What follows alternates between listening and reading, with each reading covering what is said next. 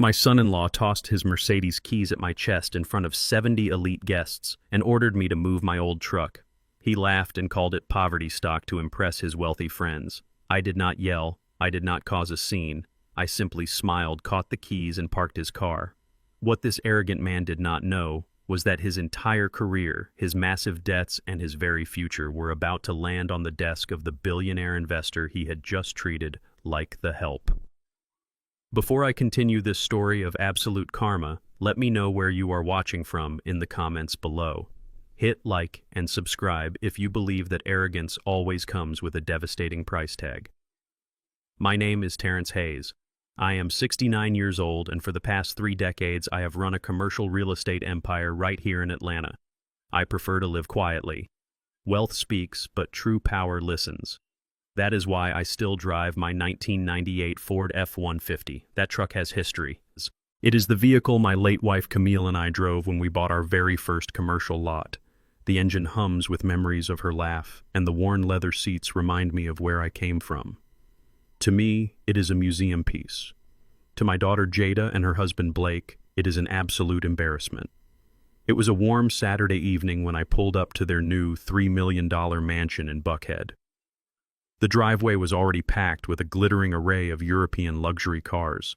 Porsches, Range Rovers, and Teslas lined the immaculate paving stones like a high-end dealership. My old Ford, with its faded paint and minor rust spots, stood out like a sore thumb among the polished chrome and tinted windows. I parked carefully at the edge of the driveway, making sure not to block anyone in. I was carrying a housewarming gift. A beautiful vintage clock Camille had always wanted Jada to have for her first real home.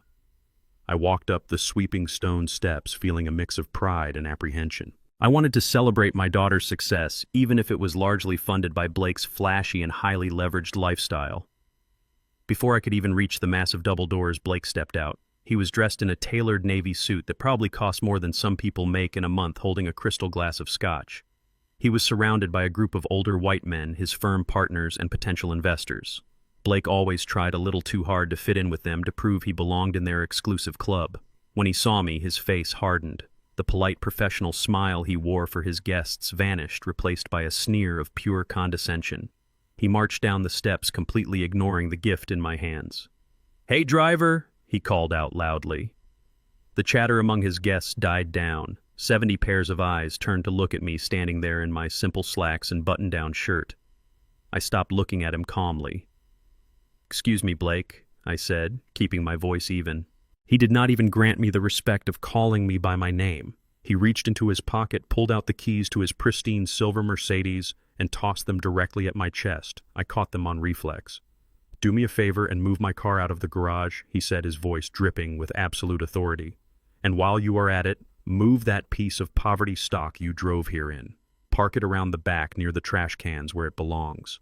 I do not want it ruining the aesthetic of my driveway. My guests are asking if the gardener showed up late."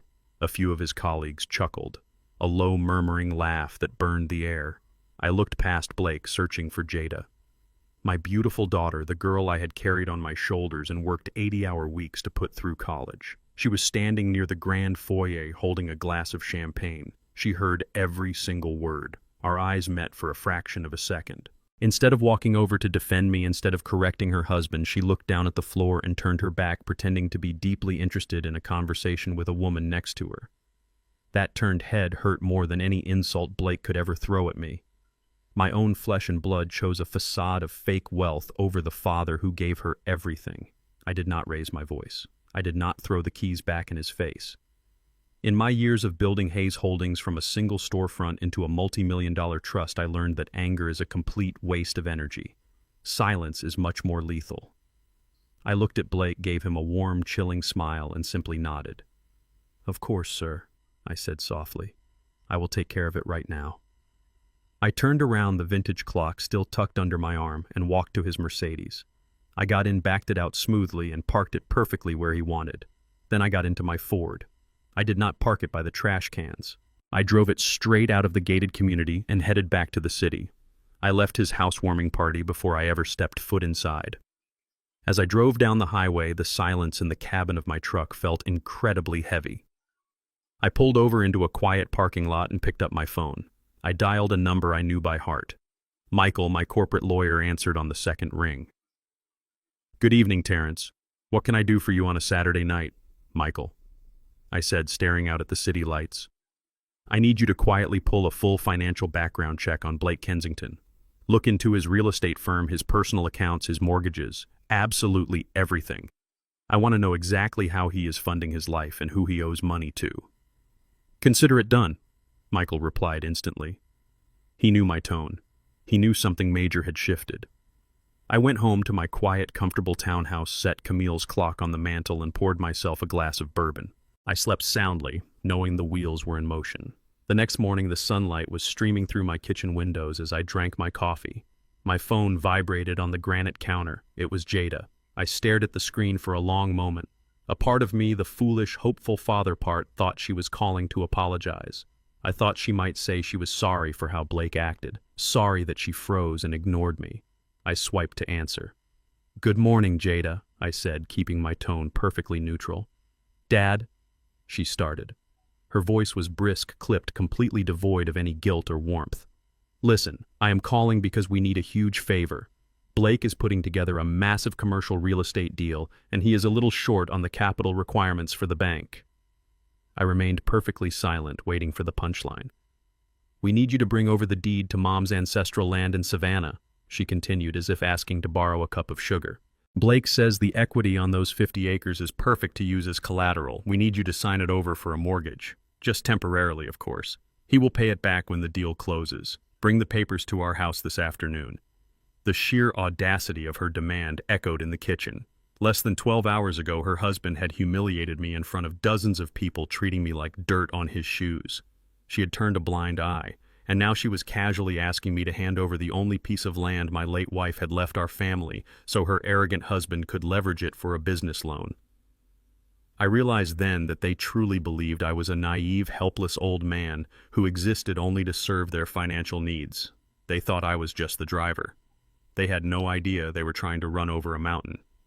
I let Jada finish her ridiculous pitch, then I gave her a single word. "No."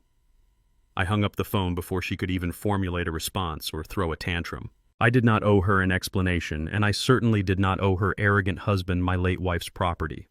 I poured myself a fresh cup of dark roast coffee and went back to reading the morning Financial Times. Exactly 30 minutes later, a heavy, aggressive knock echoed through my hallway. I glanced at the security monitor. It was Blake. He was standing on my porch holding a bottle of wine that looked like it came from the bargain bin at the local gas station. His tailored designer suit from the night before was replaced by a casual polo shirt, but the air of supreme entitlement hung around him like a toxic cloud. I unlocked the door and let him in. He plastered on a wide, fake smile that completely failed to reach his cold, calculating eyes. "Terrence," he said, holding up the cheap bottle as if it were a peace offering. "I came to apologize for last night. It was a highly stressful evening, and I let my mouth get ahead of me. We are family, right? I want to make things right between us." He stepped into my home without waiting for an invitation, treating my space with the same disregard he treated me. I gestured for him to sit at the small kitchen table. He placed the wine down and leaned forward, intertwining his fingers. His tone shifted instantly into the polished pitch of a desperate corporate salesman. "Listen, Terrence." He began, using my first name as if we were peers. "Jada and I are trying to build a lasting legacy. We are trying to secure a future that benefits all of us. You sitting on that empty land in Savannah does not help anyone. If you let me leverage it, I can guarantee you a massive return on investment." I poured him a glass of water, keeping my expression entirely blank. "What kind of legitimate deal requires you to use your father-in-law's ancestral land, Blake?" I asked softly. He waved his hand dismissively as if the details were beneath him. "It is just a temporary bridge loan. My firm is on the verge of closing a massive merger. We are just waiting on a capital injection from a major corporate player. Have you ever heard of Hayes Holdings?" I kept my face completely still. The name of my own investment fund rolling off his tongue was almost too comical to believe. "No," I said mildly. "Tell me about them." Blake puffed out his chest, looking important. "They are a ghost fund.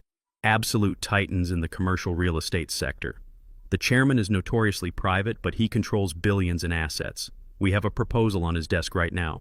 Once he signs off, my firm gets a massive bailout and my personal commission will be in the 7 figures. I just need your land to cover my margins until the Hayes money clears. He was so caught up in his own grand illusion that he did not even realize he had just admitted his firm was failing. He was banking his entire existence on a bailout from my company. He was begging for my land to survive until my company gave him money. "So you are betting my wife's legacy on a ghost?" I asked. Blake sighed heavily, looking at me like I was a toddler who did not understand basic arithmetic. "Terrence, this is high-level finance.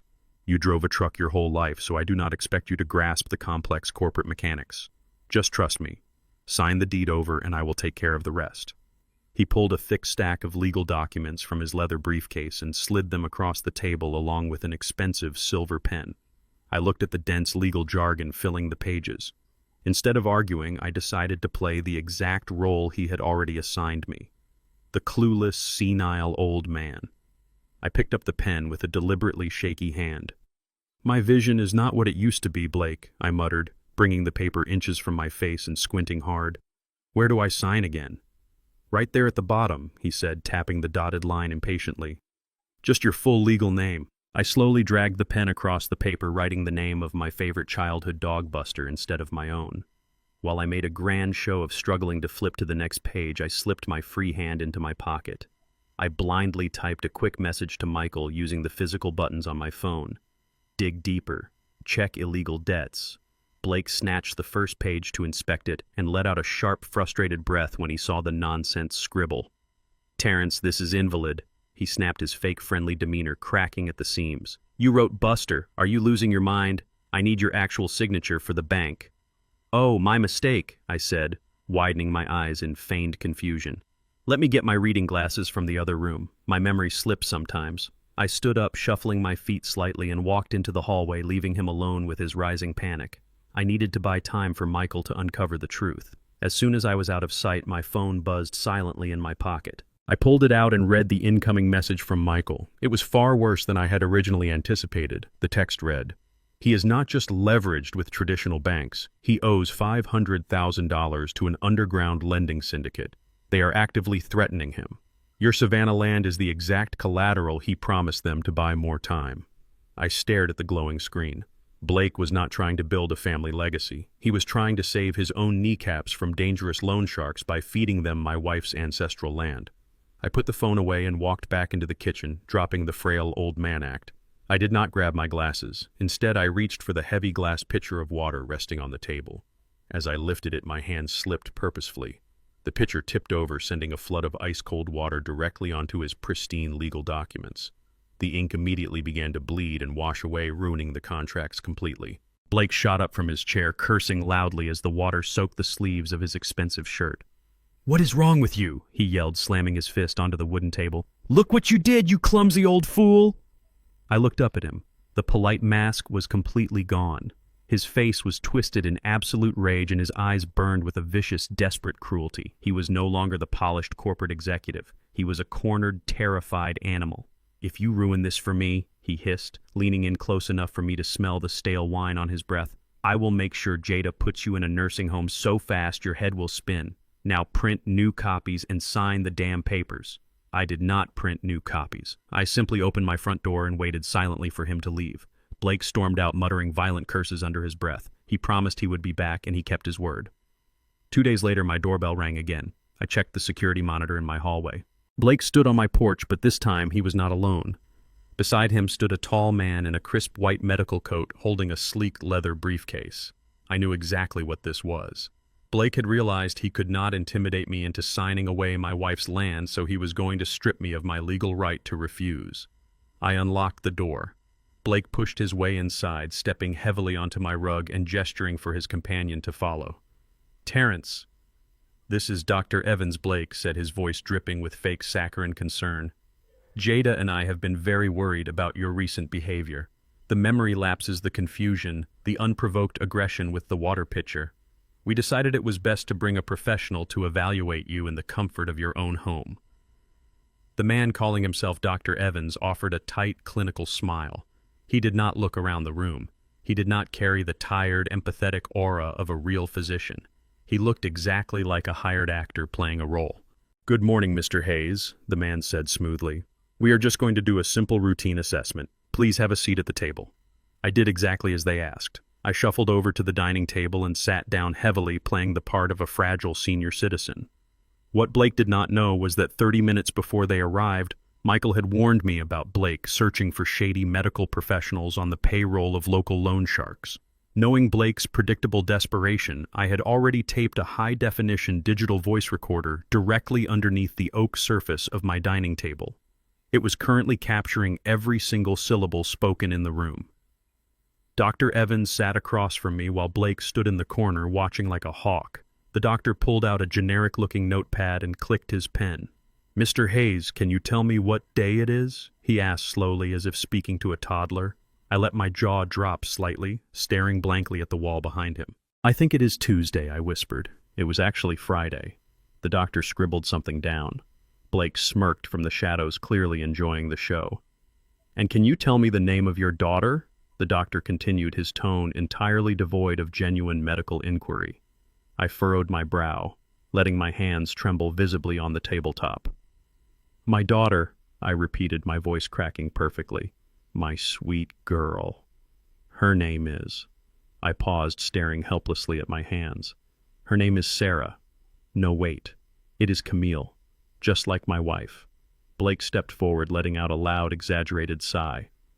"See, doctor," he said, shaking his head. "He does not even know Jada's name anymore. This has been happening for weeks. He ruined important legal documents the other day because he forgot how to spell his own name. He is a complete danger to himself." The doctor nodded solemnly, not even bothering to ask follow-up questions or conduct a proper neurological exam. "This is a textbook presentation of rapid-onset dementia," he stated definitively, right there at my dining table. "His cognitive decline is severe.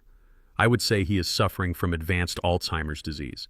He completely lacks the capacity to make rational decisions regarding his health care or his finances." I kept my head bowed, letting my shoulders slump in mock defeat. Inside, my blood was boiling, but my mind remained icy sharp. My own son-in-law had hired a fraud to declare me legally incompetent just to steal my property. It was a vile, despicable tactic used to rob the elderly of their autonomy and dignity. But I was not a defenseless old man. Every lie, every fake medical term, every piece of manufactured evidence was being recorded crystal clear. Dr. Evans reached into his leather briefcase and pulled out a stack of official-looking medical forms. He did not hesitate for a single second. He filled out the diagnosis section with rapid practice strokes of his pen checking boxes that declared me legally incapacitated. "I strongly advise that the family assumes immediate power of attorney," he said, signing the bottom of the page with a flourish. "He requires round-the-clock supervision and a designated financial guardian to prevent him from squandering his remaining assets." Blake practically leaped across the room. He snatched the paper from the table before the ink was even dry. His eyes were wide with pure, unadulterated greed.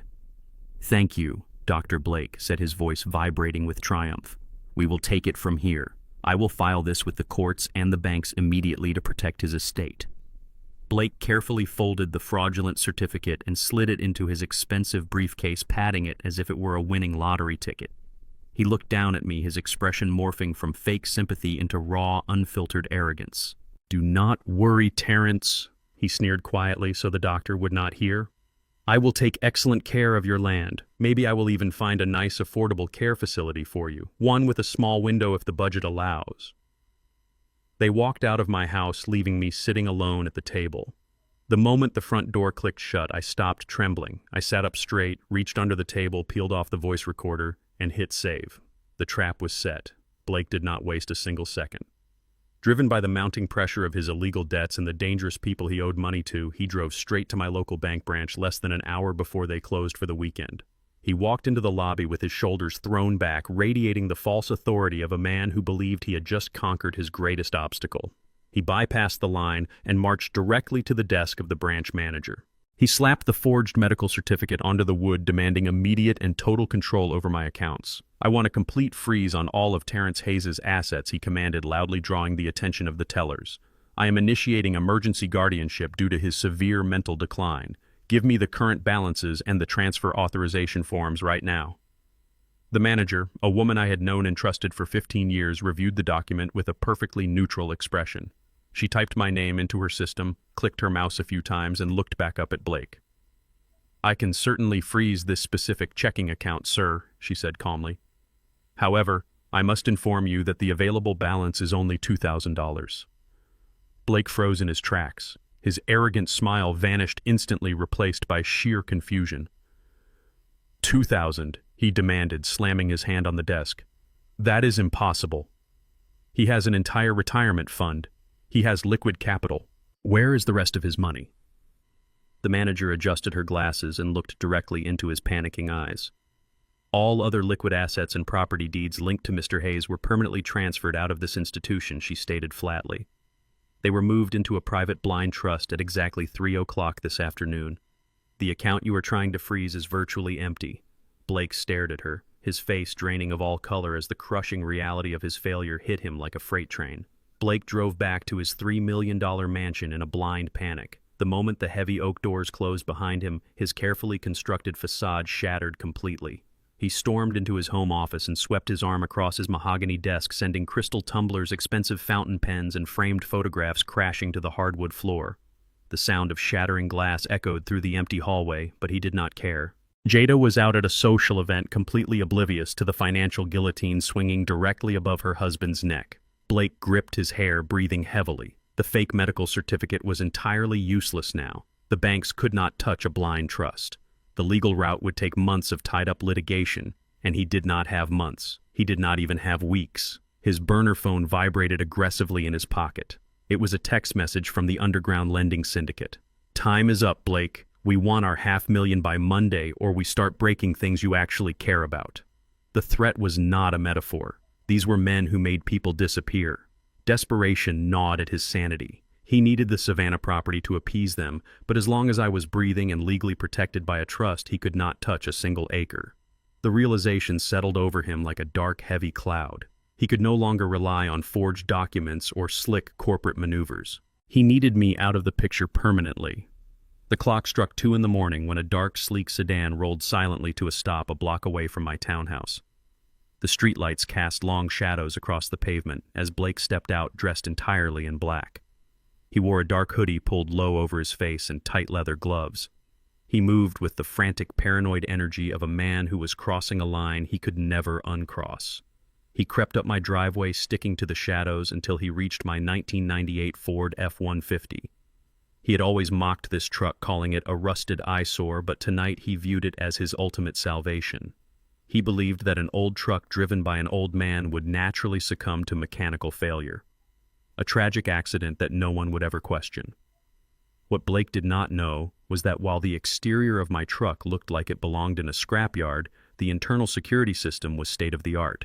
Just last month, I had a specialized mechanic install a military-grade 4K resolution stealth dashcam system. The lenses were hidden within the grille, and the rear-view mirror equipped with motion sensors and infrared night vision. As soon as Blake stepped within 3 feet of the bumper, the cameras silently woke up, recording his every move in perfect high definition. I was fast asleep inside my home, completely unaware that my son-in-law was currently sliding underneath the undercarriage of my vehicle. The camera captured his face clearly as he pulled a heavy pair of steel wire cutters from his jacket pocket. Sweat glistened on his forehead, illuminating his sheer desperation. He reached up toward the brake lines. He did not cut them completely through. He was far too calculating for that. He snipped just enough of the thick rubber casing to ensure a slow, steady leak. He wanted the brakes to fail gradually right when I was traveling at high speeds on the highway. He wanted it to look exactly like a tragic maintenance failure. The camera recorded the distinct snap of the wire cutters, the heavy breathing escaping his lips, and the malicious smirk that crossed his face as he slid back out from under the truck.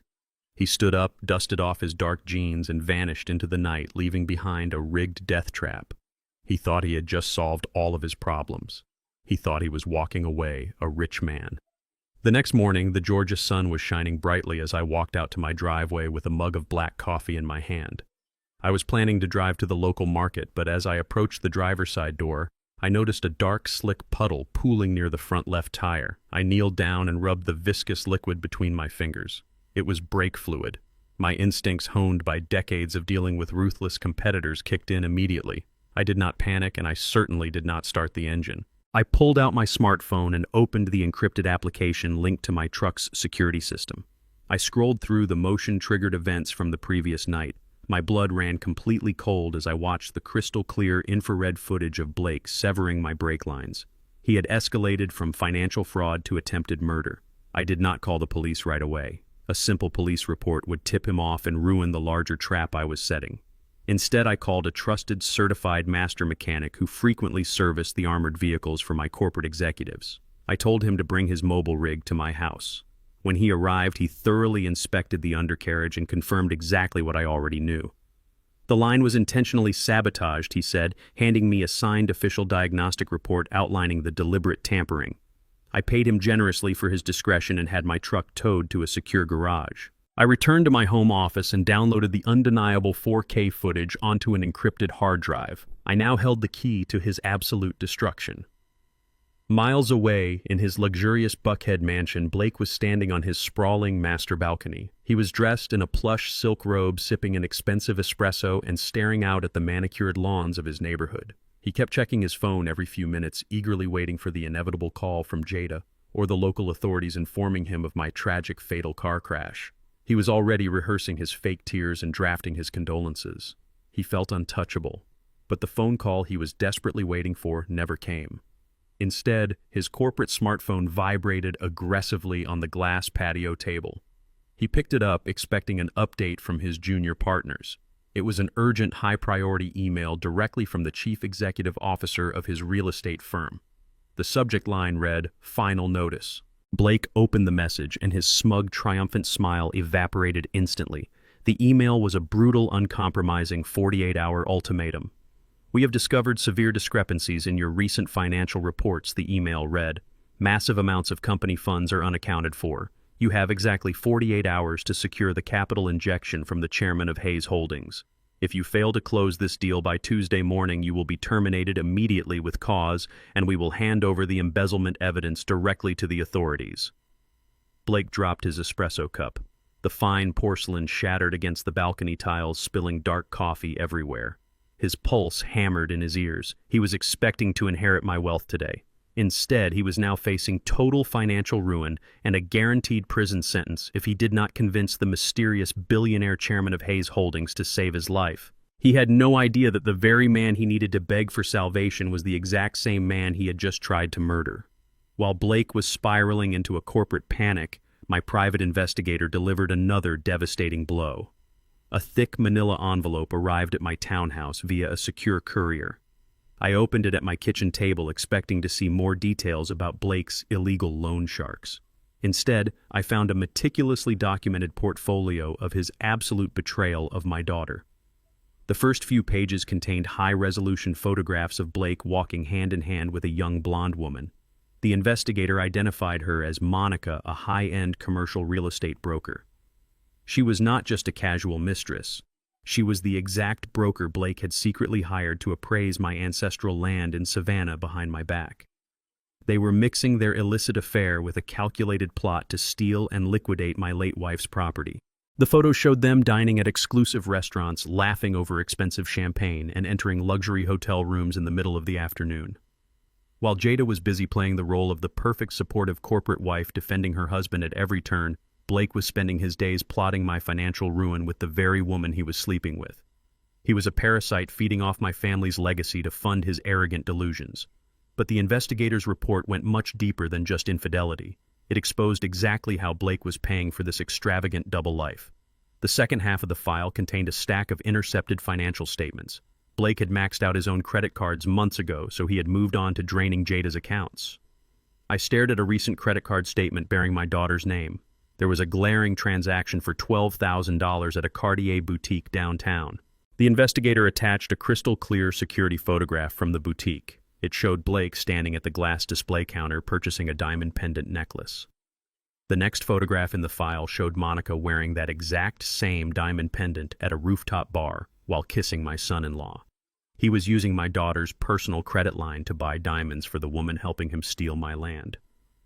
The sheer audacity of his actions made my blood run entirely cold. He was not just a bad businessman, he was a complete sociopath.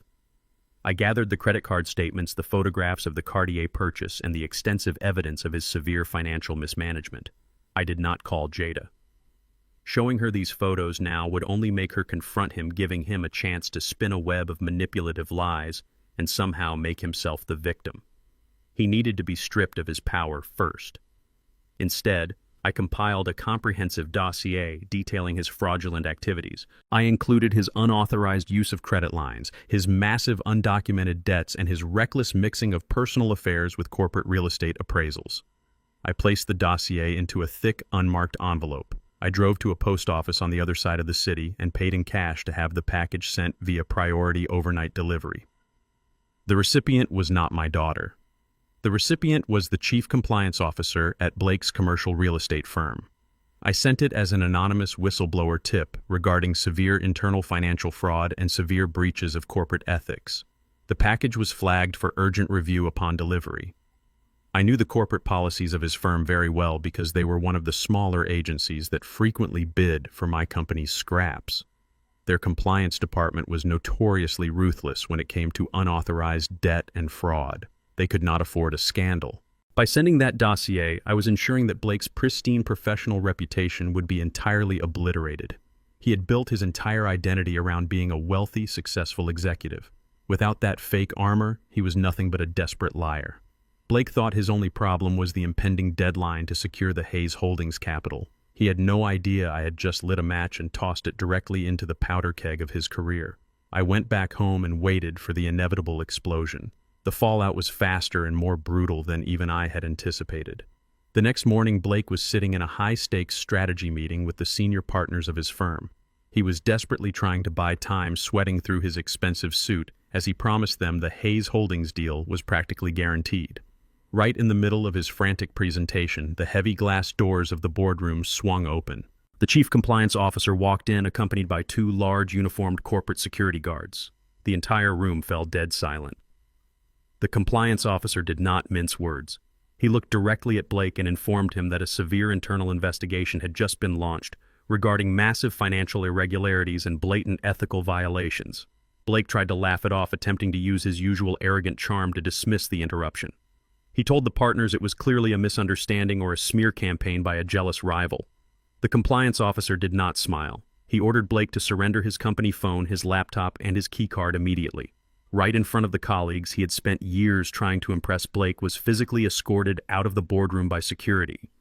They marched him through the open plan office past all the junior brokers and assistants who watched in stunned silence. He was officially suspended pending a full legal review of his finances. He was thrown out onto the street, his career effectively terminated in a matter of minutes. The humiliation was absolute.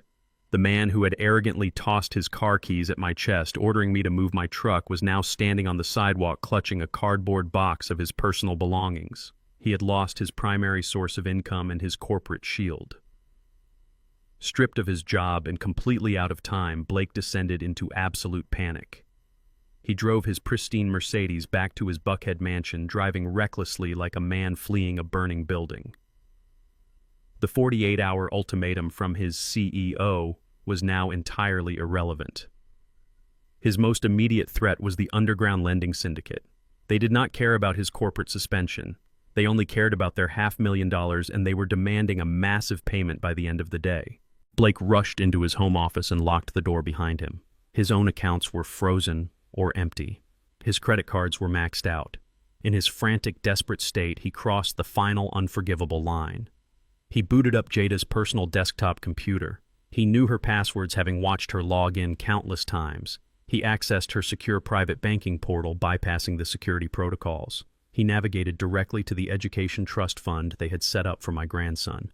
It was a secure account holding $100,000 meant exclusively for the boy's future college tuition. Blake did not hesitate.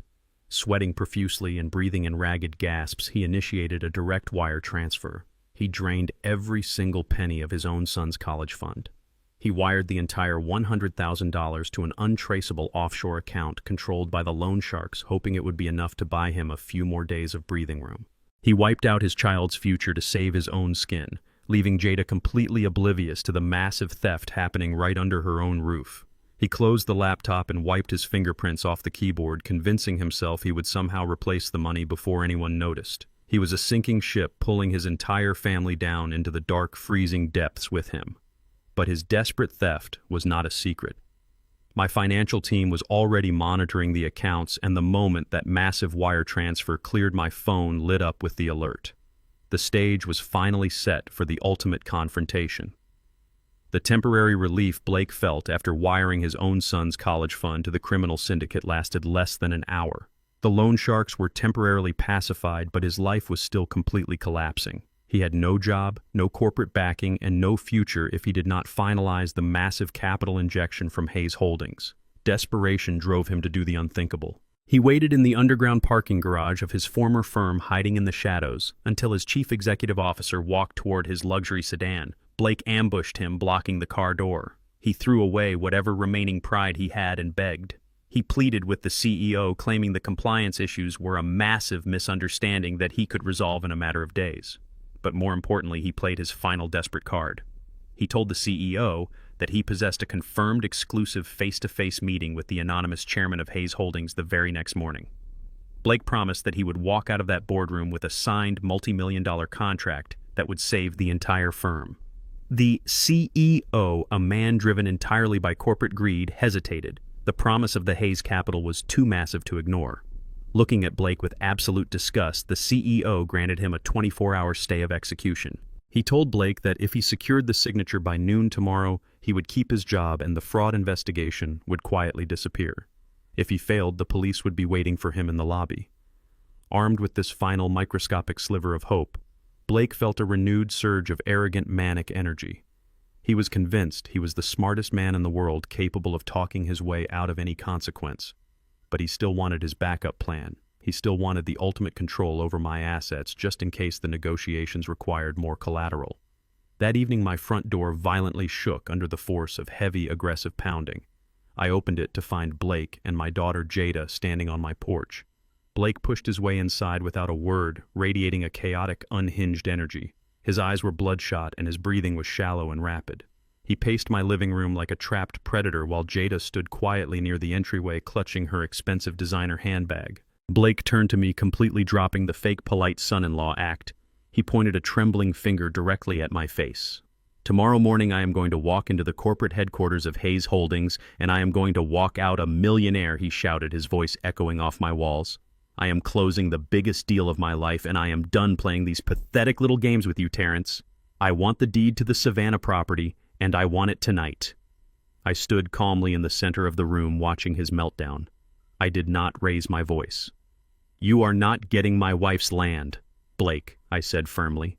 His face flushed a deep, violent shade of crimson. He closed the distance between us, invading my personal space, trying to use his height to intimidate me. If you do not hand over those property rights right now, I will use that medical certificate we got from Dr. Evans, he hissed, venom flying from his lips. I will drag you out of this house in front of all your neighbors. I will have you declared entirely incompetent, and I will lock you inside the filthiest, most underfunded mental asylum in this state. You will rot in a tiny room with a barred window, and I will take your land anyway. Do not test me, old man. I will destroy your life. I did not flinch at his threats. I slowly turned my gaze away from his manic face and looked directly at Jada, my own flesh and blood, the little girl I had sacrificed my entire youth to protect. She was standing right there, listening to her husband graphically threaten to lock her healthy father inside a psychiatric ward just to steal his property. I waited for her to step forward. I waited for her to scream at him, to tell him he had gone too far to defend the man who gave her life. But she did nothing. Jada looked down at the hardwood floor, shifting her weight uncomfortably, and completely avoided my eyes. She crossed her arms and remained entirely silent. Her silence was a physical blow. It was the absolute confirmation that my daughter was entirely lost to me, blinded by the illusion of wealth and willing to let me be destroyed to maintain her lifestyle. I took a deep breath, letting the painful reality settle into my bones. The heartbreak washed over me, but it was quickly replaced by a cold, impenetrable resolve.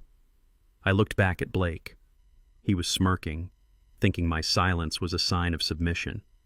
He thought his cruel threats had finally broken my spirit. He thought the old driver was finally surrendering to his superior intellect. I let a slow, chilling smile spread across my face. I understand perfectly, Blake, I said, my voice dropping to a low, steady whisper. you have made your intentions absolutely clear. You have a very big day tomorrow, a life-changing meeting. I will not stand in your way tonight. I truly wish you the best of luck tomorrow morning. You are going to need every single ounce of it." Blake let out a loud, arrogant laugh, believing he had won the psychological war. "You have until noon tomorrow to have those papers signed and ready," he demanded, adjusting the collar of his shirt. "Do not make me come back here and do this the hard way." He grabbed Jada by the arm and pulled her toward the door. She let herself be led away, never once looking back at me as she stepped out into the night. I locked the heavy deadbolt behind them. I did not feel fear or sorrow anymore. I only felt the terrifying calm before a massive storm. The next morning, the sun rose over Atlanta, casting a bright golden light across the city skyline. I woke up long before dawn. I walked into my bathroom and carefully, meticulously shaved my face. I washed away the facade of the frail, tired old man who drove a rusted truck. I walked into the back of my walk-in closet and pulled down a heavy protective garment bag that I had not opened in years. Inside was a custom-tailored charcoal Tom Ford suit cut perfectly to my exact measurements. I slipped on the crisp white dress shirt, fastened the expensive buttons, and slid into the suit jacket. I adjusted my dark silk tie and fastened a pair of heavy platinum cufflinks to my wrists. I opened a velvet box on my dresser and put on a vintage Patek Philippe watch. I looked at myself in the full-length mirror. The stoic, silent father was completely gone. The ruthless billionaire chairman of Hayes Holdings was staring back, ready to execute absolute corporate justice. Outside my modest townhouse, the quiet morning peace was broken by the smooth, silent purr of a massive engine. A pristine black Rolls-Royce Maybach with heavily tinted windows glided to a halt right at the edge of my curb. A personal driver dressed in a flawless dark suit stepped out of the vehicle and walked up my concrete pathway. He stood at attention, waiting respectfully. I picked up my leather portfolio, opened my front door, and stepped out into the crisp morning air. The driver gave a deep, deferential bow and pulled open the heavy rear door of the luxury vehicle. "It is time, Mr. Chairman," the driver said, his voice echoing quietly in the morning air. I nodded, giving my quiet neighborhood one last glance before sliding into the plush, leather seating of the Maybach. The door shut with a solid, reassuring thud. The engine roared to life, and the vehicle pulled away from the curb, heading straight toward the financial district. Blake was walking into the most important meeting of his life, expecting to con a faceless billionaire. He had absolutely no idea that the executioner waiting for him in that boardroom was the very man he had threatened to lock in an asylum just 12 hours ago. Blake stepped out of the high-speed elevator and onto the 50th floor of Hayes Tower. The entire level was a testament to immense corporate wealth, designed with imported Italian marble floor-to-ceiling glass walls and sleek minimalist architecture. He smoothed the lapels of his light gray designer suit, projecting an aura of absolute, untouchable confidence. He approached the pristine reception desk where a young professional woman was typing quietly. "I am Blake Kensington," he announced loudly, expecting her to immediately recognize his name and drop everything she was doing. "I have an exclusive meeting with the chairman. Tell him I have arrived." The receptionist barely looked up from her screen. "Please have a seat." "Mr. Kensington," she said in a polite but firm tone, "the chairman will be ready for you in Boardroom A shortly." Blake scoffed, rolling his eyes at what he perceived as her complete incompetence.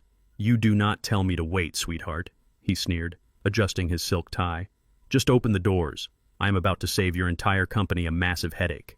The receptionist remained entirely unbothered. "Boardroom A is down the hall to your right," she replied, gesturing vaguely.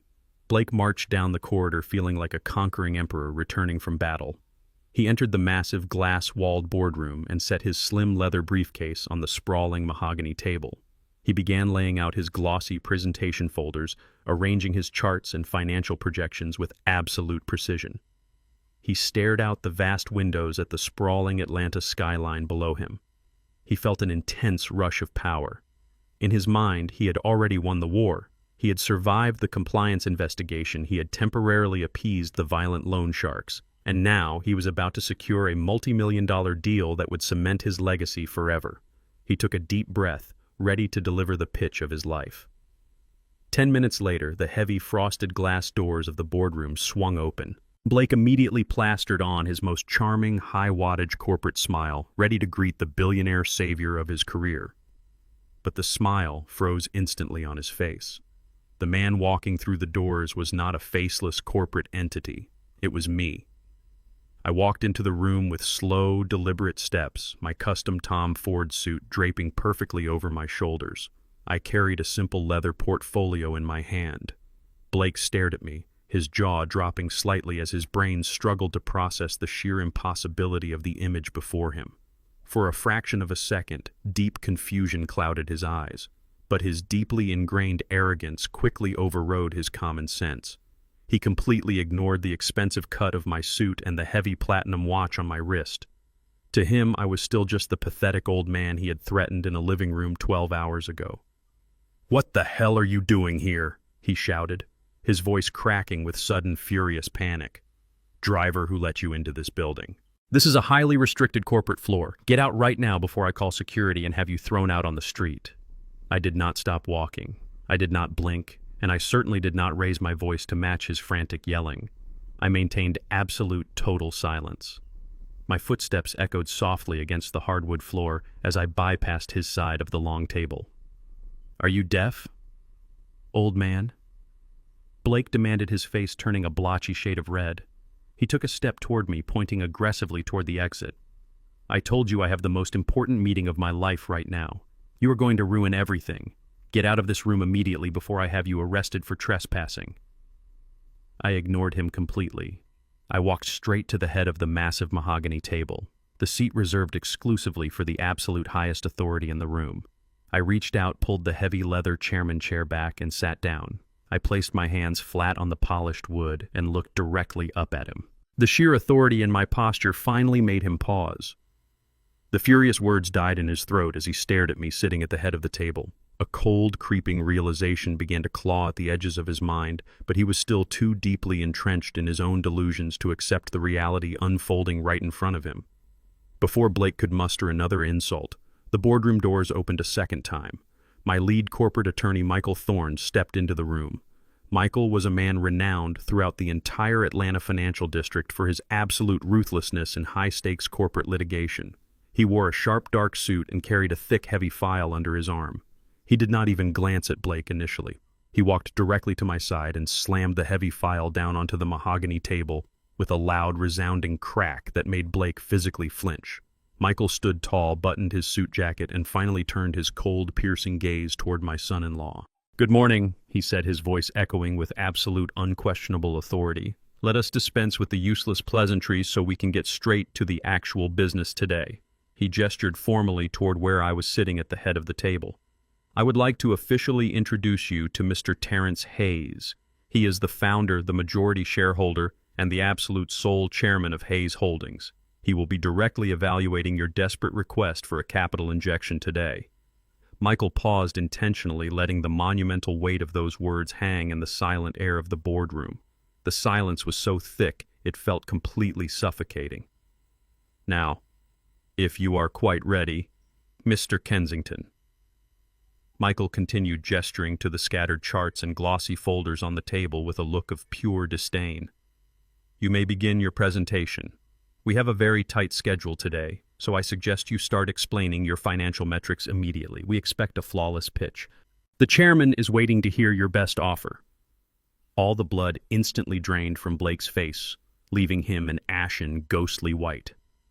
The arrogant swagger, the polished corporate bravado, the desperate confidence, it all vanished in a single devastating heartbeat. His knees visibly buckled beneath him.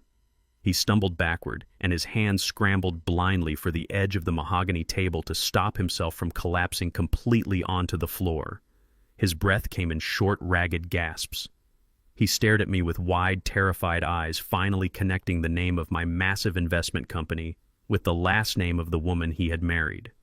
The rusty old truck, the quiet demeanor, the modest townhouse, it had all been a test. A test he had failed in the most spectacular and criminal way possible.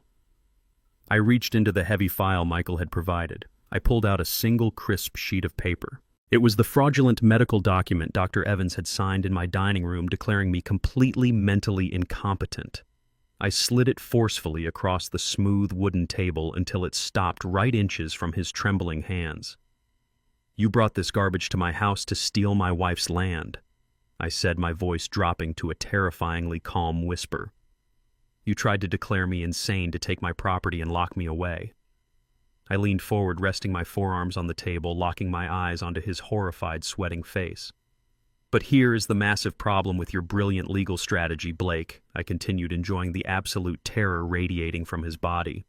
"A man suffering from severe cognitive decline cannot possibly authorize and sign a $50 million capital injection contract, right, son-in-law? Your entire future relies on a signature you just tried to legally invalidate." Blake stood completely frozen, his mind entirely incapable of processing the monumental collapse of his reality. He looked from the forged medical document resting on the polished table up to my cold, unyielding face, and then back down again. The pristine air-conditioned boardroom suddenly felt like a blazing furnace. Heavy beads of sweat broke out across his forehead, rolling down his temples and soaking into the crisp collar of his expensive designer shirt. The fabric of his light gray suit grew noticeably dark with perspiration beneath his arms. He opened his mouth, but no sound came out at first. His vocal cords seemed paralyzed by the sheer magnitude of his terror. When he finally managed to speak, his voice was a pathetic, trembling squeak, completely devoid of the arrogant, booming tone he used just minutes prior to insult my receptionist. "Terrence," he stammered, taking a shaky, hesitant step backward. "Sir, please. This is a massive misunderstanding. You have to believe me. Leave. That document, it was just a precautionary measure. Jada and we were just worried about your health. We never intended to use it against you. I swear on my life." He raised his shaking hands, palms outward in a desperate gesture of surrender. The confident corporate shark was gone, completely replaced by a cornered coward desperately trying to lie his way out of a trap that had already snapped shut around his neck. His chest heaved as he struggled to pull air into his lungs, the panic wrapping around his throat like a vice. I did not even grant his pathetic lies the dignity of a verbal response. Instead, I reached across the table and picked up the glossy, impeccably bound business proposal he had spent weeks preparing. The proposal that was supposed to save his failing firm and make him a millionaire. I held it up, looking him dead in the eye, and then I slowly, deliberately ripped it straight down the middle. The sound of the thick paper tearing echoed sharply in the silent boardroom. I tossed the shredded halves onto the floor like meaningless trash. Blake let out a strangled gasp, his eyes wide with absolute horror as he watched his entire future flutter to the ground. But I was not finished. I nodded to Michael. Michael opened his sleek laptop, typed a few rapid keystrokes, and connected the boardroom's massive wall monitor to a highly secure live video feed. The large screen flared to life, revealing the stern, impatient face of Blake's chief executive officer. The CEO looked confused at first, but when he saw Michael Thorne standing next to me, the chairman of Hayes Holdings, the color instantly drained from his face. "Good morning," Michael said, his voice cutting through the tension like a scalpel. "I am representing Chairman Hayes. We are calling to formally decline your firm's request for a capital injection." The CEO swallowed hard, glancing at Blake, who was visibly trembling in the background. "May I ask why?" the CEO asked, nervously terrified of losing the monumental deal. "Because," Michael stated flatly, "your director of mergers and acquisitions sitting right here in our office is a massive legal liability. He is currently carrying $500,000 in illegal debt to a violent lending syndicate. Furthermore, he has been actively forging medical documents to steal property from his own family just to cover those debts. We have the absolute proof right here on the table." The CEO stared at the screen, his expression shifting rapidly from professional shock to absolute unadulterated fury. Blake tried to step into the camera frame, waving his hands frantically to salvage the situation. "Sir, it is a lie," he pleaded, his voice cracking. "I can explain everything. Please do not listen to them. I have the numbers ready." The CEO silenced him with a vicious, booming shout that echoed through the monitor. "Shut your mouth, Blake. You are a complete disgrace to this agency. You lied to the senior partners you embezzled from our clients, and you brought your filthy criminal mess to the doorstep of the biggest investor in the city. You are officially terminated, effective immediately. We are stripping your broker licenses right now and handing everything over to the federal authorities. You will never work in real estate anywhere in this country again." The video call abruptly cut off, leaving a black, silent screen. Blake's career, reputation, and future were entirely annihilated in less than 3 minutes. The reality of his complete and utter destruction finally broke him. Blake's legs gave out entirely. He collapsed onto the polished glass floor of the boardroom, landing hard on his knees. The expensive suit pants tore slightly at the seams, but he did not care. He crawled across the cold floor like a desperate, pathetic insect closing the distance between us. Tears streamed down his face, mixing with the heavy sweat dripping from his chin. He reached out and grabbed the fabric of my custom trousers, his knuckles turning white as he clung to me for dear life. "Terrence, please," he sobbed, his voice breaking into a loud, hysterical wail. "I am so sorry. I messed up. I messed up so badly. Please do not do this to me. The loan sharks, they will kill me. They will literally end my life if I do not pay them by tomorrow morning. You have to help me." He pressed his wet face against my leg, begging without a single ounce of shame or dignity remaining.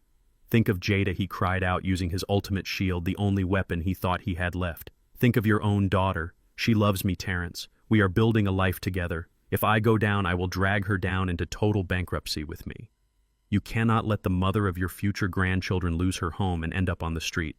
Please just give me a loan. I will pay you back every single cent, I promise. I will do whatever you want, just do not let them destroy me." I looked down at the weeping, broken man clinging to my legs. He was actually trying to use my love for my daughter as a bargaining chip to save himself from the brutal consequences of his own criminal greed. It was the most repulsive, cowardly act I had ever witnessed in my entire life. I kicked my leg back sharply, breaking his frantic grip on my trousers. Blake sprawled backward onto the glass floor, clutching his empty hands to his chest and staring up at me with wet, terrified eyes. I did not feel a single ounce of pity for him. I looked at Michael and gave a curt, decisive nod. Michael pressed a button on the intercom embedded in the mahogany table. "Security, we need a removal in Boardroom A immediately," he instructed calmly. Less than 10 seconds later, the heavy doors swung open and two massive uniformed security guards marched into the room. They grabbed Blake by his armpits, hoisting him violently off the floor. He kicked and thrashed, screaming my name and crying out for mercy as they dragged him backward toward the exit. "Wait!" I commanded, raising my hand. The guards paused, holding Blake suspended in the air. His eyes widened with a desperate, fleeting spark of hope, thinking I had suddenly changed my mind and decided to save him. I reached into my suit pocket and pulled out a heavy metallic object. It was the rusted keyring belonging to my 1998 Ford F-150. The very same vehicle he had mocked in front of his elite guests. The very same vehicle he had crawled under in the dead of night to sabotage. I tossed the keys through the air. They hit him squarely in the chest and clattered onto the floor beneath his dangling feet. "Take it, driver," I said, my voice cold and lethal. "You can use it to get home today. But drive very carefully, Blake. It would be a terrible tragedy if the brakes suddenly failed on the highway." The spark of hope in his eyes instantly died, replaced by a look of sheer, unadulterated terror. The blood drained from his face as he realized I knew absolutely everything. I knew about the nighttime sabotage. I knew about his attempted murder. As the security guards dragged him out into the hallway, his terror morphed into something much darker. The last thing I saw before the heavy boardroom doors clicked shut was his face twisting into an expression of frantic, psychotic hatred. Blake drove my old truck back to Buckhead. His hands gripped the steering wheel so tightly his knuckles turned white. By the time he walked through the grand double doors of his mansion, he had already concocted a masterful web of lies to save his own skin. He found Jada pacing in the living room and immediately collapsed onto the designer sofa, burying his face in his hands. He forced out fake, loud sobs, playing the ultimate victim of a cruel billionaire. He spun a wild, deeply manipulative story, claiming that I was not just a retired driver, but a secret, vindictive corporate titan who harbored a deep-seated hatred for him. He told Jada that I was so unbelievably petty over the parking incident that I used my immense corporate power to bribe his chief executive officer. He convinced her that I had him fired entirely out of spite, effectively destroying their family income and ruining his flawless professional reputation forever. Jada listened to his fabricated tale of woe, and her initial shock quickly boiled over into absolute blistering rage. She did not stop to question his ridiculous story. She did not ask for evidence or consider my long history of quiet support. She saw her husband weeping and immediately decided that her own father was the villain. She grabbed her car keys, stormed out of the mansion, and drove recklessly toward my townhouse. her mind clouded with furious indignation and a desperate need to defend her husband. I had just returned home and changed out of my Tom Ford suit when the aggressive pounding started on my front door. It was so loud and frantic it rattled the glass window panes. I opened the door to find my daughter standing on my porch. Her face was flushed with anger, her eyes narrowed into hostile slits. Before I could even greet her, she reached into her expensive designer purse, pulled out the spare key to my townhouse, and hurled it directly at my face. It struck my collarbone and clattered onto the hardwood floor. "How could you do this?" she screamed, her voice echoing down the quiet suburban street. "You completely ruined my husband. You destroyed our entire family over a stupid parking comment." I stood perfectly still, letting her unleash her misguided fury. I did not interrupt her tirade. I did not try to defend myself. I knew that arguing with someone blinded by emotional manipulation was a complete waste of breath. Blake told me everything. She continued, stepping closer and pointing an accusatory finger right at my chest. "He told me you used your hidden money to bribe his boss and get him fired. He is a good man trying to provide for us, and you tore his career apart just to satisfy your own massive ego. You are supposed to be my father. You are supposed to protect us and support our future. Instead, you act like a petty, vengeful tyrant trying to control my life. I am done with you. Do you hear me? I am entirely done. I am disowning you. You are no longer a part of my life or my son's life. Do not ever contact us again." Her words were sharp, designed to cut as deeply as possible. She expected me to break down. She expected me to beg for her forgiveness or try to desperately explain my side of the story. She wanted a dramatic screaming match to validate her anger. Instead, she was met with absolute suffocating silence. I looked at her with a calm, steady, unyielding gaze. I saw the little girl I had raised, but I also saw a grown woman who was fiercely defending a literal monster. I did not offer a single word of explanation. I did not tell her about the forged medical documents, the illegal loan sharks, or the severed brake lines on my truck. She was not ready to hear the truth from my lips. She needed to experience it. She needed to see it with her own two eyes. I reached into my slacks and pulled out a sleek black envelope. It was the package Michael had prepared for me earlier that morning, containing the final piece of the puzzle. I held it out toward her, keeping my arm perfectly steady. Jada stared at it suspiciously, refusing to take it at first. "Take it," I commanded, my voice carrying a heavy, undeniable authority that made her instantly flinch. She slowly reached out and snatched the envelope from my hand, gripping it tightly. She ripped it open with shaking fingers. Inside the envelope was a single plastic electronic key card and a small, crisp white card with an address printed in bold black ink. It was the address of a highly exclusive luxury high-rise condominium complex in the center of downtown Atlanta. "What is this?" she demanded, glaring at the keycard and then back at me. "Is this some kind of sick joke or another one of your manipulative games?" I looked her dead in the eye, my expression completely unreadable and entirely devoid of emotion. "That is an address," I stated flatly. "I want you to go to that exact location at exactly 3 o'clock this afternoon. Use that keycard to open the door." I paused, letting the weight of my instructions settle heavily over her shoulders. "If you go to that apartment and you still want to disown me after walking through that door, I will accept your decision without a fight. I will never call you again. I will walk out of your life entirely, and you will never have to see my face for as long as you live. But you must go there at 3 o'clock. I stepped back and closed my front door, shutting it firmly in her face before she could utter another angry word.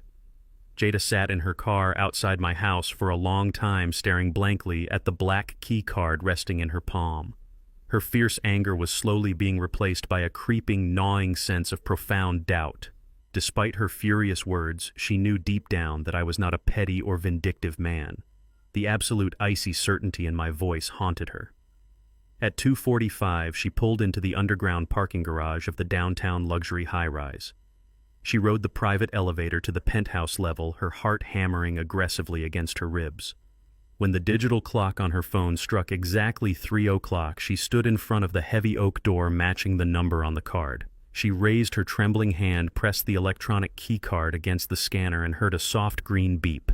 She pushed the door open, stepping onto the plush white carpet. The apartment was completely silent except for the low murmur of voices coming from the master bedroom down the hall. Jada walked quietly, holding her breath. She turned the corner and froze completely. The scene playing out in front of her was like a physical, brutal blow to the stomach. Blake was standing next to a massive open suitcase spread across a king-sized bed. He was frantically stuffing thick banded stacks of $100 bills into the luggage. It was the exact amount of cash stolen directly from her son's education trust fund. But that was not the worst part.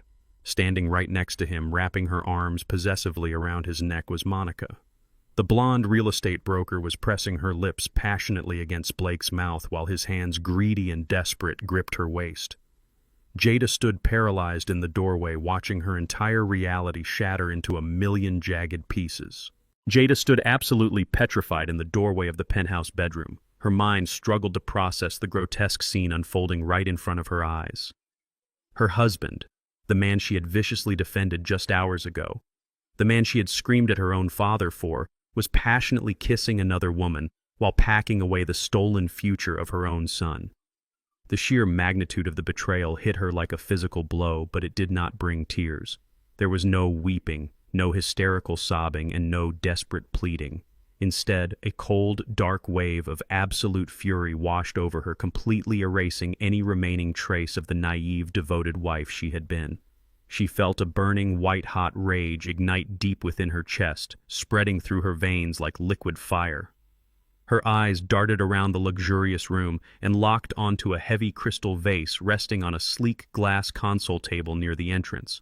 Without making a single sound, she marched over and wrapped her fingers around the thick-cut crystal. She did not hesitate for a fraction of a second. She lifted the heavy vase high above her shoulder, took a deliberate step forward, and hurled it with every ounce of strength she possessed directly at Blake's head. The crystal missile soared across the bedroom and smashed violently into the wall, mere inches from his skull, shattering into 1,000 jagged pieces. The deafening crash echoed through the penthouse, causing Blake and Monica to jump apart in absolute terror. Blake spun around, his eyes wide with initial shock as shards of crystal rained down onto the plush carpet. When he saw Jada standing in the doorway, his momentary fear instantly evaporated. He did not look ashamed. He did not drop to his knees and beg for her forgiveness. Instead, a slow, cruel smirk spread across his face, completely obliterating the charming facade he had worn for their entire marriage. He looked at her not with the guilt of a caught cheating husband, but with the ultimate disdain of a predator who no longer needed to hide behind a mask. "What is the matter, Jada?" he sneered, his voice dripping with venomous arrogance. "Are you upset that I am finally taking what is rightfully mine?" Monica stepped behind him, clutching her blouse, looking mildly annoyed rather than remorseful. Jada stared at him, her voice trembling with raw anger. "You stole our son's education fund," she demanded, stepping further into the room, her fists clenched at her sides. "You are draining his future to run away with this cheap broker." Blake let out a loud, mocking laugh that chilled Jada to the bone. "Oh, please," he scoffed, waving his hand dismissively at her outrage. "Do not act like you and your pathetic family actually earned any of this. I spent years pretending to tolerate you. I spent years smiling at your arrogant, stubborn father and playing the progressive modern husband for your social circle. You have absolutely no idea how exhausting it was to sit at your dinner table and pretend I did not despise everything about where you came from." He stepped closer, his words becoming increasingly vicious and laced with horrific racial vitriol. "You really thought a man of my caliber would marry into a family like yours for actual love?" He mocked, his tone dripping with deep-seated racial prejudice and supreme entitlement. "You and your father are nothing but a pair of uncultured fools sitting on prime real estate." I looked at that ancestral land in Savannah and saw a gold mine being wasted by people who lacked the genetic pedigree to understand its actual worth. You were just a convenient stepping stone, Jada. A naive, desperate woman who wanted a white picket fence and a country club membership so badly she would happily ignore every single red flag I waved in her face. I tolerated your heritage and your embarrassing father strictly for the equity. I married you for the deed to that land, and since your father decided to ruin my career this morning, I am taking this cash as my rightful severance package. Now get out of my way before I have you thrown out of this building." The sheer cruelty of his words, the vile, racist hatred he had kept hidden behind a polished smile, finally snapped the last remaining thread of Jada's restraint. The illusion of her perfect marriage shattered as completely as the vase on the floor. She let out a guttural scream of pure anguish and lunged at him, She closed the distance between them in a split second, swinging her fists with wild, desperate energy. She struck him hard across the jaw, her rings cutting a sharp line into his cheek. Blake stumbled backward, cursing loudly in surprise, but his physical advantage quickly overpowered her furious assault. He grabbed her aggressively by the shoulders, his fingers digging painfully into her skin, and shoved her backward with brutal, violent force. Jada lost her footing, her heels tangling in the thick carpet, and crashed heavily onto the floor, her elbows striking the sharp edge of a heavy wooden nightstand. She gasped in pain, clutching her arm as Blake loomed over her, adjusting his wrinkled shirt with a look of pure contempt. "I told you to get out," he spat, looking down at her with absolute disgust. "Grab the bags, Monica. We are leaving right now." He reached for the massive suitcase packed tight with the stolen cash. Before his fingers could even touch the leather handle, the heavy oak door of the penthouse was kicked open with a deafening explosive crash. Wood splintered and flew across the living room as heavily armed tactical police officers swarmed into the hallway. Atlanta Police Department, a booming voice commanded over the chaos. "Get your hands in the air right now. Do not move a single muscle." The officers flooded into the bedroom clad in dark tactical gear and aiming their weapons directly at Blake and his mistress, blocking any possible route of escape. Blake froze entirely, his hands shooting straight up into the air as the color drained from his face for the second time that day. He had completely underestimated the sheer speed and absolute ruthless efficiency of Michael Thorne. My corporate lawyer had not wasted a single moment after the massive wire transfer was detected. He had immediately contacted the federal authorities and the local police department, handing over irrefutable digital evidence of Blake embezzling a minors' protected trust fund and attempting to flee the jurisdiction with the stolen capital. The officers shoved Blake roughly against the bedroom wall, forcefully pulling his arms behind his back. The sharp metallic click of the heavy steel handcuffs snapping shut around his wrists echoed perfectly in the chaotic room. He was instantly stripped of his freedom, his stolen money, and his arrogant pride. Monica screamed hysterically as an officer handcuffed her as well, charging her as an active accomplice to the grand theft. Jada remained sitting on the floor, surrounded by the glittering shards of the shattered crystal vase. She watched the man she thought she knew, the man she had chosen over her own father, being dragged out of the penthouse, kicking and screaming pathetic excuses about misunderstandings. The sheer adrenaline left her body, leaving behind a crushing, overwhelming wave of realization. Her perfect life was a complete and utter fabrication.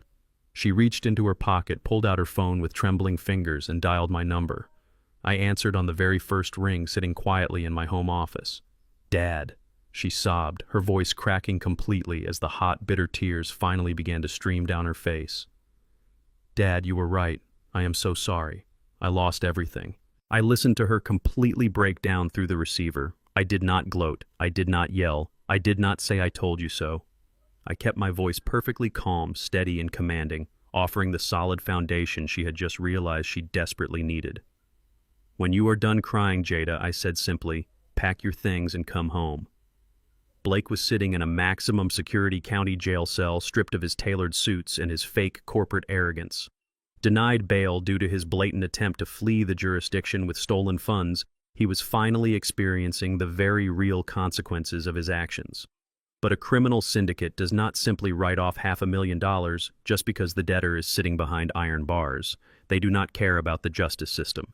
They only care about their money, and they are completely merciless in how they collect it. With Blake locked away, they immediately shifted their violent focus to the next available target, Jada.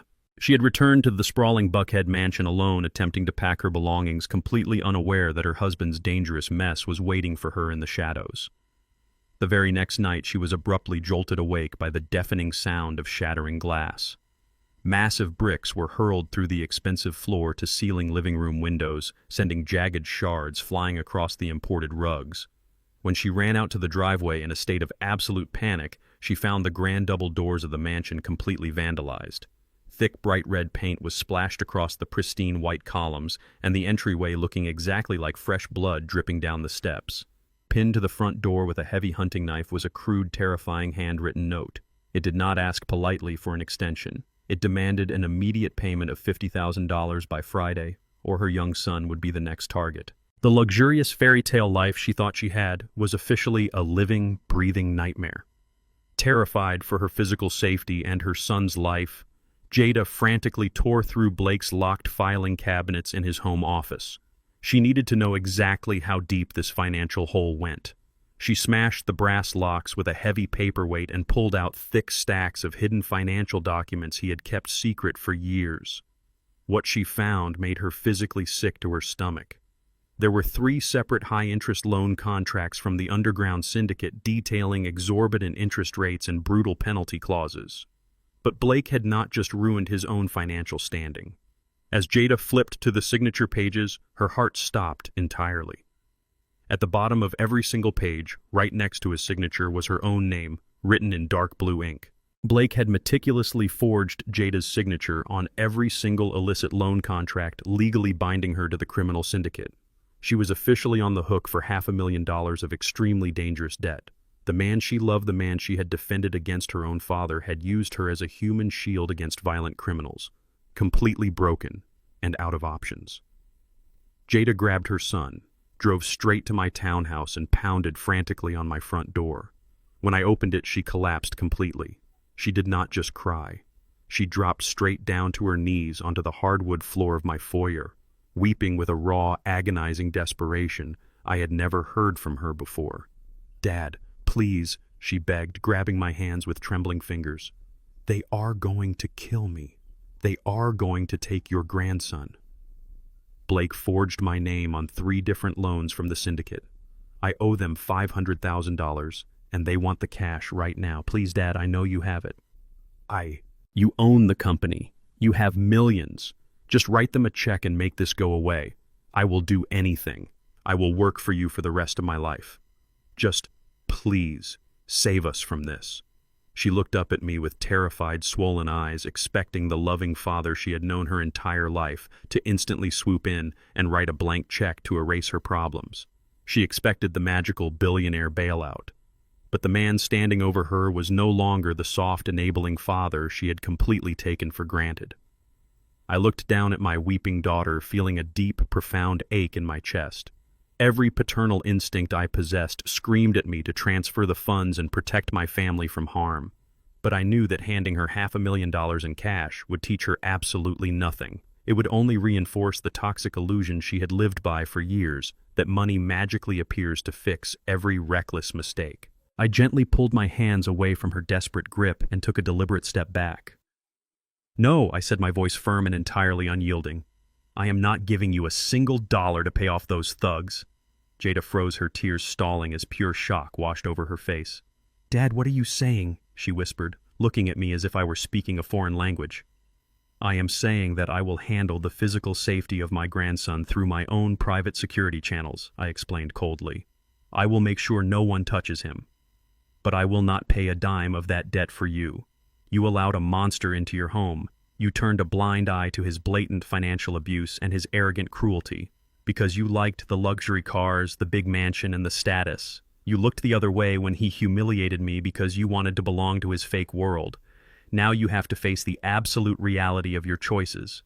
You are moving out of that ridiculous mansion today. You will sleep in your old childhood bedroom down the hall. You will sell every single designer item you own to cover your basic living expenses. And tomorrow, you are going out to find a night shift job waiting tables or scrubbing floors to pay the minimum interest on those loans yourself. You have to relearn the absolute value of a single hard-earned dollar, Jada. You will not rebuild your life with my wallet. You will rebuild it with your own 2 hands. Jada stared at me for a long, agonizing minute. She searched my face for any sign of weakness or capitulation, but she saw no hesitation in my eyes. She swallowed her immense pride, slowly stood up from the floor, and simply nodded. Over the next 48 hours, she completely dismantled her fake aristocratic life. She hauled dozens of authentic Hermes bags, Rolex watches, and custom designer dresses to high-end pawn shops and consignment stores, taking pennies on the dollar just to scrape together enough cash to feed her son. She swallowed her immense humiliation and applied for a late-night waitress position at a local 24-hour diner. Late that Sunday night, she was sitting on the floor of her old childhood bedroom, exhausted from her first grueling shift carrying heavy trays. She was unpacking the last few cardboard boxes she had hastily thrown together from Blake's home office. She reached into a box of old tax returns and pulled out a thick sealed envelope with my name typed across the front. Curious, she broke the seal and slid the heavy parchment papers out. It was a comprehensive life insurance policy taken out in my name. She scanned the document, her brow furrowing in deep confusion. Blake was listed as the primary executor of the estate, but as she flipped to the final page, her blood turned completely to ice. Attached to the standard policy was a highly specific, recently added premium rider. It guaranteed a massive $1 million immediate payout in the exact event of accidental death caused by a traffic collision. Jada stared at the horrific document, her hands shaking violently. The memory of Blake tinkering in the garage late at night flashed through her mind. The realization hit her with the force of a speeding train. Blake had not just been stealing my money. He had meticulously calculated the exact financial value of my violent death on the highway. Jada sat frozen on her childhood bedroom floor. The heavy parchment paper of the life insurance policy slipped from her trembling fingers. The horrific pieces of a puzzle she never wanted to solve were suddenly snapping together with terrifying clarity. The late nights Blake spent pacing in the garage, the sudden questions he had asked about my driving habits and the exact route I took to the grocery store, the condescending jokes about my rusted 1998 Ford F-150 lacking modern safety features. He had not just been insulting me to boost his fragile ego. He had been assessing the vulnerability of his target. He had carefully calculated the exact financial value of my violent death on the highway and insured it for a cool $1 million. Her stomach churned violently as the pure evil of his intentions washed over her. She snatched the documents from the floor, scrambled to her feet, and sprinted down the hallway. She did not bother knocking. She burst into my home office where I was quietly reviewing financial reports. "Dad," she gasped, struggling to pull air into her panicked lungs. She slammed the insurance policy down onto my mahogany desk. Her face was ashen and her entire body shook as if she were standing in freezing rain. "He did not just want your land, Dad. He took out an accidental death policy. He wanted you dead in a car crash. He was going to kill you." I did not gasp. I did not act surprised. I simply looked down at the insurance document resting on my desk and nodded slowly. "I knew Jada," I said, my voice completely steady. I reached into my desk drawer and pulled out a small encrypted USB drive. I stood up, gesturing for her to follow me into the living room. I walked over to the massive flat-screen television mounted on the wall and plugged the drive into the side port. "Sit down, Jada," I commanded softly, pointing to the sofa. "You need to see exactly who you married." I picked up the remote and selected the security file from the drive. The large screen flickered to life, displaying the crisp, high-definition infrared footage captured by the hidden cameras in the grille of my truck. Jada sat on the edge of the cushions, her hands gripping her knees. She watched as a dark, sleek sedan pulled up to our street in the dead of night. She watched as a man dressed entirely in black crept up my driveway. When the man pulled back his hood, the ultra-clear 4K resolution left absolutely zero room for doubt. It was Blake. Jada let out a sharp, strangled gasp, covering her mouth with both hands. The camera recorded him pulling heavy steel wire cutters from his jacket. It captured the exact malicious smirk on his face as he slid underneath the undercarriage of my truck. The audio picked up the distinct metallic snap as he deliberately severed my brake lines, ensuring a slow, catastrophic leak meant to kill me at high speeds. The sheer, calculated psychopathy of his actions played out in vivid detail right in front of her eyes. The man she had shared a bed with, the man she had fiercely defended against my supposed cruelty, was a cold-blooded attempted murderer. The realization hit her physical body like a violent shockwave. She could no longer contain the absolute revulsion building inside her. Jada scrambled up from the sofa, rushed to the adjoining half-bathroom, and violently threw up into the sink. She emptied her stomach, retching and sobbing simultaneously, completely disgusted by the monster she had called a husband. She had protected a man who was actively plotting to slaughter her own father for a payout. I walked over and gently placed a hand on her shaking back, waiting for her to finish. When she finally rinsed her mouth and looked up at me, her eyes were completely different. The last shred of the naive socialite was gone. What was left was a fierce, hardened woman seeking absolute retribution. We did not waste another minute. I grabbed the fraudulent life insurance documents, the extensive financial dossiers, and the encrypted hard drive containing the undeniable video evidence.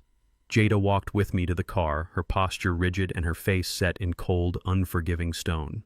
We drove directly to the Atlanta Police Department headquarters. We bypassed the standard civilian desk and went straight to the lead investigator handling Blake's ongoing embezzlement and fraud case. We laid every single piece of evidence out on the metal interrogation table. The detective, a seasoned veteran who thought he had seen the worst of human greed, watched the 4K footage of Blake cutting the brake lines in complete, stunned silence. He reviewed the $1 million accidental death insurance policy, aligning the purchase dates perfectly with the night of the vehicular sabotage.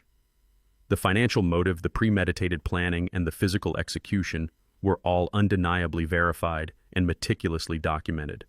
The detective closed the file and looked at us with grim, absolute determination. "This changes the entire scope of our investigation," he stated firmly. "We originally had him dead to rights on grand larceny, identity theft, and corporate fraud. But this is no longer just a white-collar crime case. I am contacting the district attorney right now. We are officially upgrading his charges to first-degree attempted murder. He is looking at spending the rest of his natural life behind iron bars." Jada did not flinch when she heard the extreme severity of the charges. She simply nodded, finally accepting that the man she married needed to be locked away from society permanently. But the absolute destruction of Blake Kensington was not going to be quite as simple as locking him in a cell and throwing away the key. Blake had not come from nowhere. He was the product of generations of inherited wealth and entrenched privilege. His parents, Richard and Victoria Kensington, were old-money Atlanta socialites who operated with the arrogant belief that the law simply did not apply to people in their tax bracket. The moment they received the frantic phone call from their son detailing his upgraded murder charges, they mobilized their vast resources. They did not care that he was guilty. They only cared about protecting their pristine family name. Less than 24 hours after the attempted murder charges were officially filed, the Kensingtons dispatched the most expensive and ruthless criminal defense attorney in the state to the county jail. Bypassing standard procedures, their legal team exploited obscure judicial loopholes and posted an exorbitant emergency bail package to secure Blake's temporary release pending trial.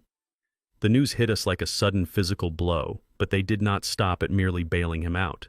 The Kensingtons officially entered the war room. They sent a highly intimidating formal letter to my corporate headquarters officially declaring their intent to completely crush me and my company. They swore they would use every ounce of their immense wealth and deep political connections to destroy Terrence Hayes and ensure their precious golden child never saw the inside of a prison cell. They thought they could intimidate me with their old money tactics. They had absolutely no idea they had just declared war on a man who owned the very ground they walked on. I decided to dictate the terms of our very first face-to-face meeting.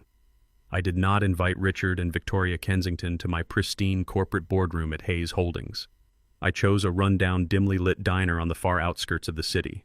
It was a place with sticky vinyl booths, flickering neon signs, and the heavy smell of fried grease lingering in the air. I sat in a corner booth wearing my old faded work jacket, nursing a simple cup of black coffee. Precisely at noon, the heavy diner door swung open. Richard and Victoria walked in looking utterly repulsed by their surroundings. Richard wore a bespoke pinstripe suit tailored to perfection, and Victoria was draped in expensive cashmere, clutching a designer handbag tight against her chest, as if she feared the very air in the diner would contaminate it. They looked around with deep, undisguised disgust, wiping the vinyl bench with a silk handkerchief before reluctantly sitting across from me. They looked at my worn jacket and my old rusted truck parked outside the window.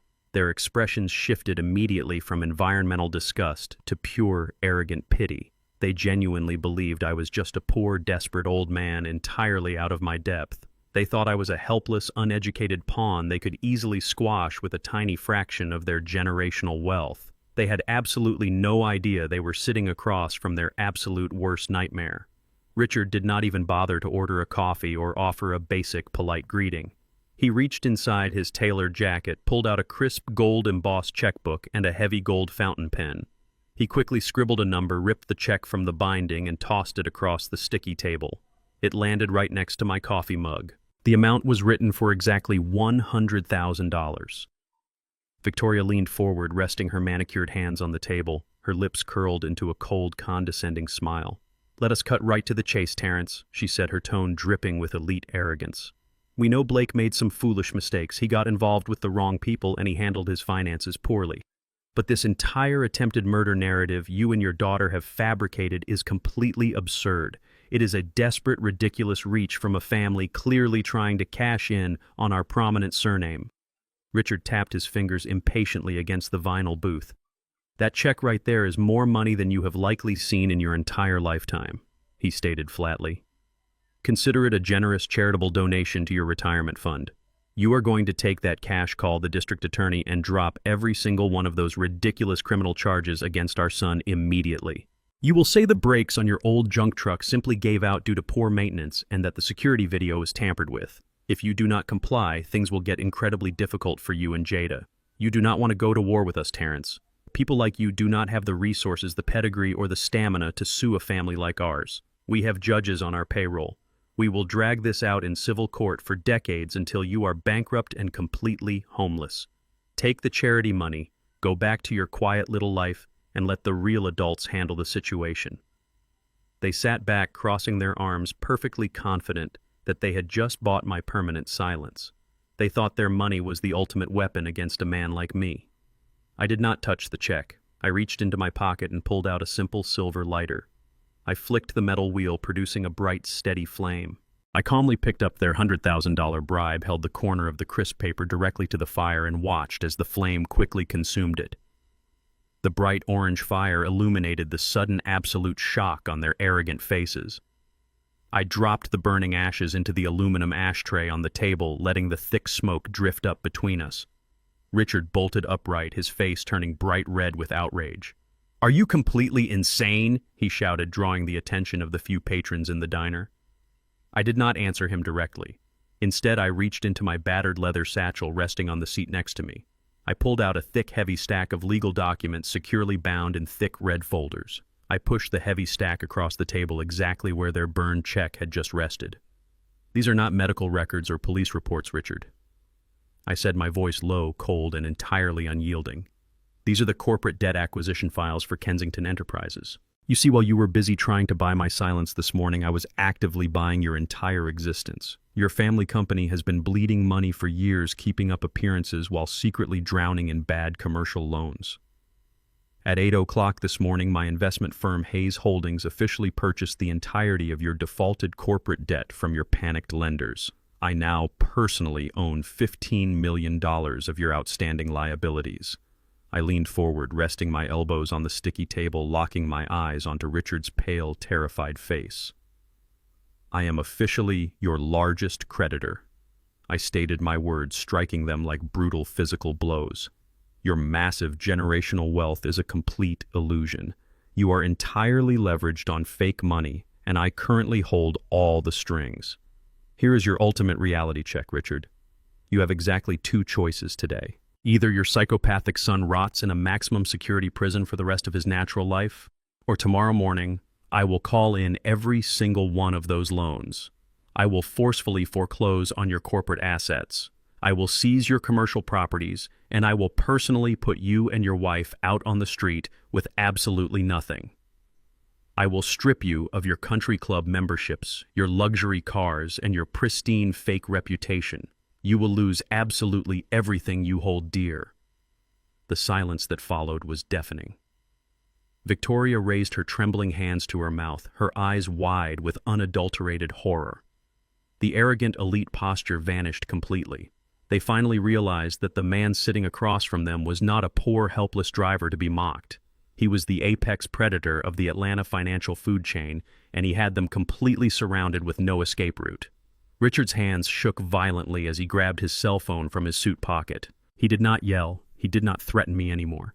He frantically dialed his defense attorney, his voice cracking with pure, absolute terror. "Revoke the bail," he ordered the lawyer, his eyes locked onto mine in total submission. "Cancel the bond immediately. Send Blake back to the county jail right now.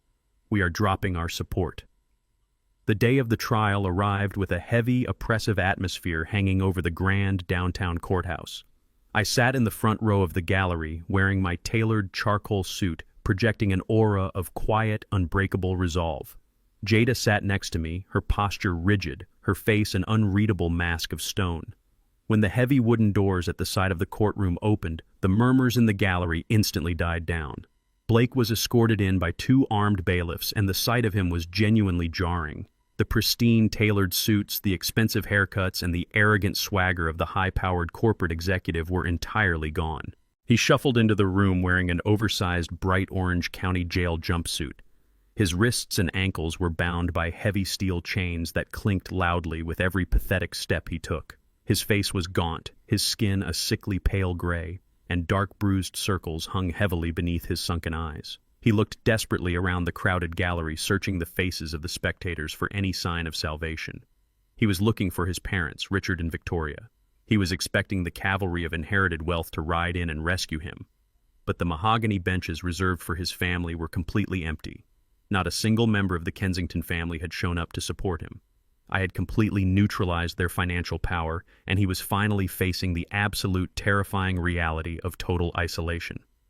The trial commenced, and Blake's court-appointed defense attorney immediately launched into a desperate, pathetic narrative. Stripped of the high-priced legal team his parents had originally hired, Blake was left with a lawyer who clearly knew this was a losing battle.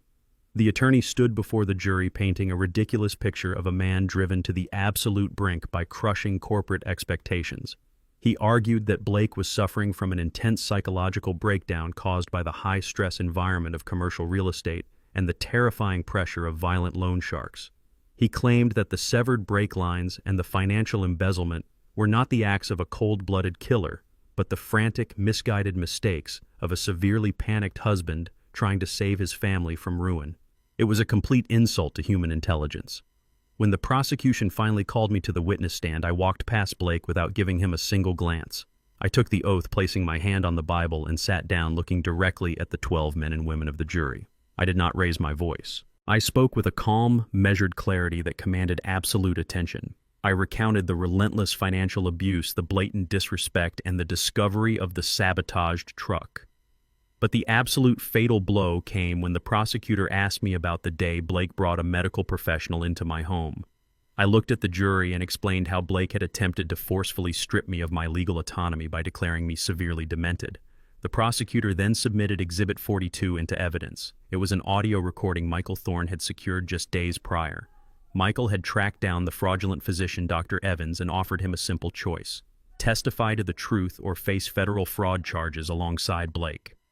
The courtroom speakers crackled to life. Dr. Evans's nervous voice echoed off the high vaulted ceilings.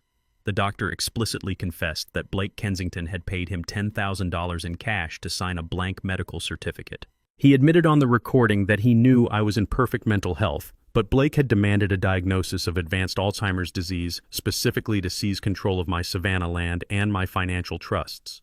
The audio played the doctor quoting Blake, saying that I was just an old fool who needed to be locked away so he could finally cash out. The reaction in the courtroom was instantaneous and physically palpable. I watched the faces of the jurors as the recording laid bare the absolute depths of Blake's calculated cruelty. Several jurors literally gasped, covering their mouths in sheer horror. Others shook their heads in profound disgust, glaring at Blake with a fierce, unmistakable contempt. They were no longer looking at a stressed executive who made a terrible mistake. They were looking at a vicious, remorseless predator who had meticulously plotted to destroy a healthy elderly man, lock him in a psychiatric ward, and steal his entire life's work. The defense attorney's psychological pressure narrative completely imploded in real time. You could see the physical defeat wash over the lawyer. He dropped his pen onto his legal pad and slumped back into his chair, entirely abandoning any further attempts to cross-examine me. He knew there was absolutely no coming back from premeditated medical fraud coupled with attempted murder. The evidence was an insurmountable mountain of guilt.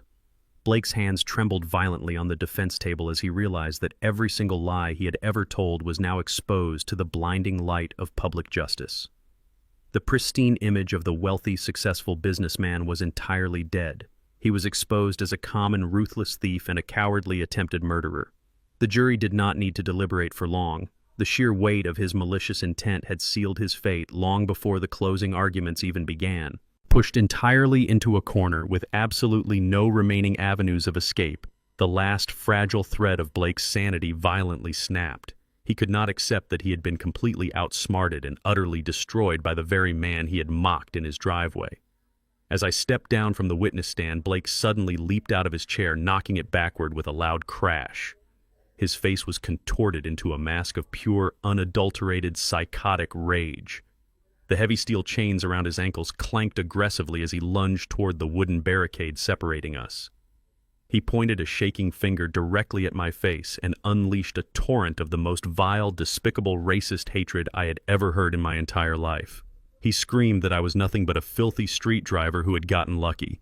He hurled horrific racial slurs that echoed through the stunned courtroom, blaming my heritage and my existence for his complete downfall. He shrieked that people like me did not deserve to hold power over people like him, exposing the deep-rotted supremacy he had hidden behind his tailored suits. Jada sat perfectly still, her hands folded tightly in her lap. She was watching the man she had loved, the man she had defended, unravel into a pathetic, hateful creature. Every vile word he screamed only confirmed that she had made the absolute right choice in leaving him. The pain of her broken marriage was entirely replaced by a cold, hard closure. The courtroom erupted in absolute chaos. Gasps of shock and shouts of outrage filled the gallery. Reporters scrambled to document the meltdown while everyday citizens shouted back at his disgusting display. The judge furiously slammed his heavy wooden gavel down onto the sound block, the sharp cracks cutting through Blake's unhinged screaming. "Order in this court," the judge bellowed, his face flushed with extreme anger at the blatant display of bigotry. Bailiffs restrained the defendant immediately. Two large armed deputies tackled Blake, forcing him roughly back into his seat as he continued to spit venomous slurs in my direction. The judge glared down at him from the high bench, his expression completely merciless.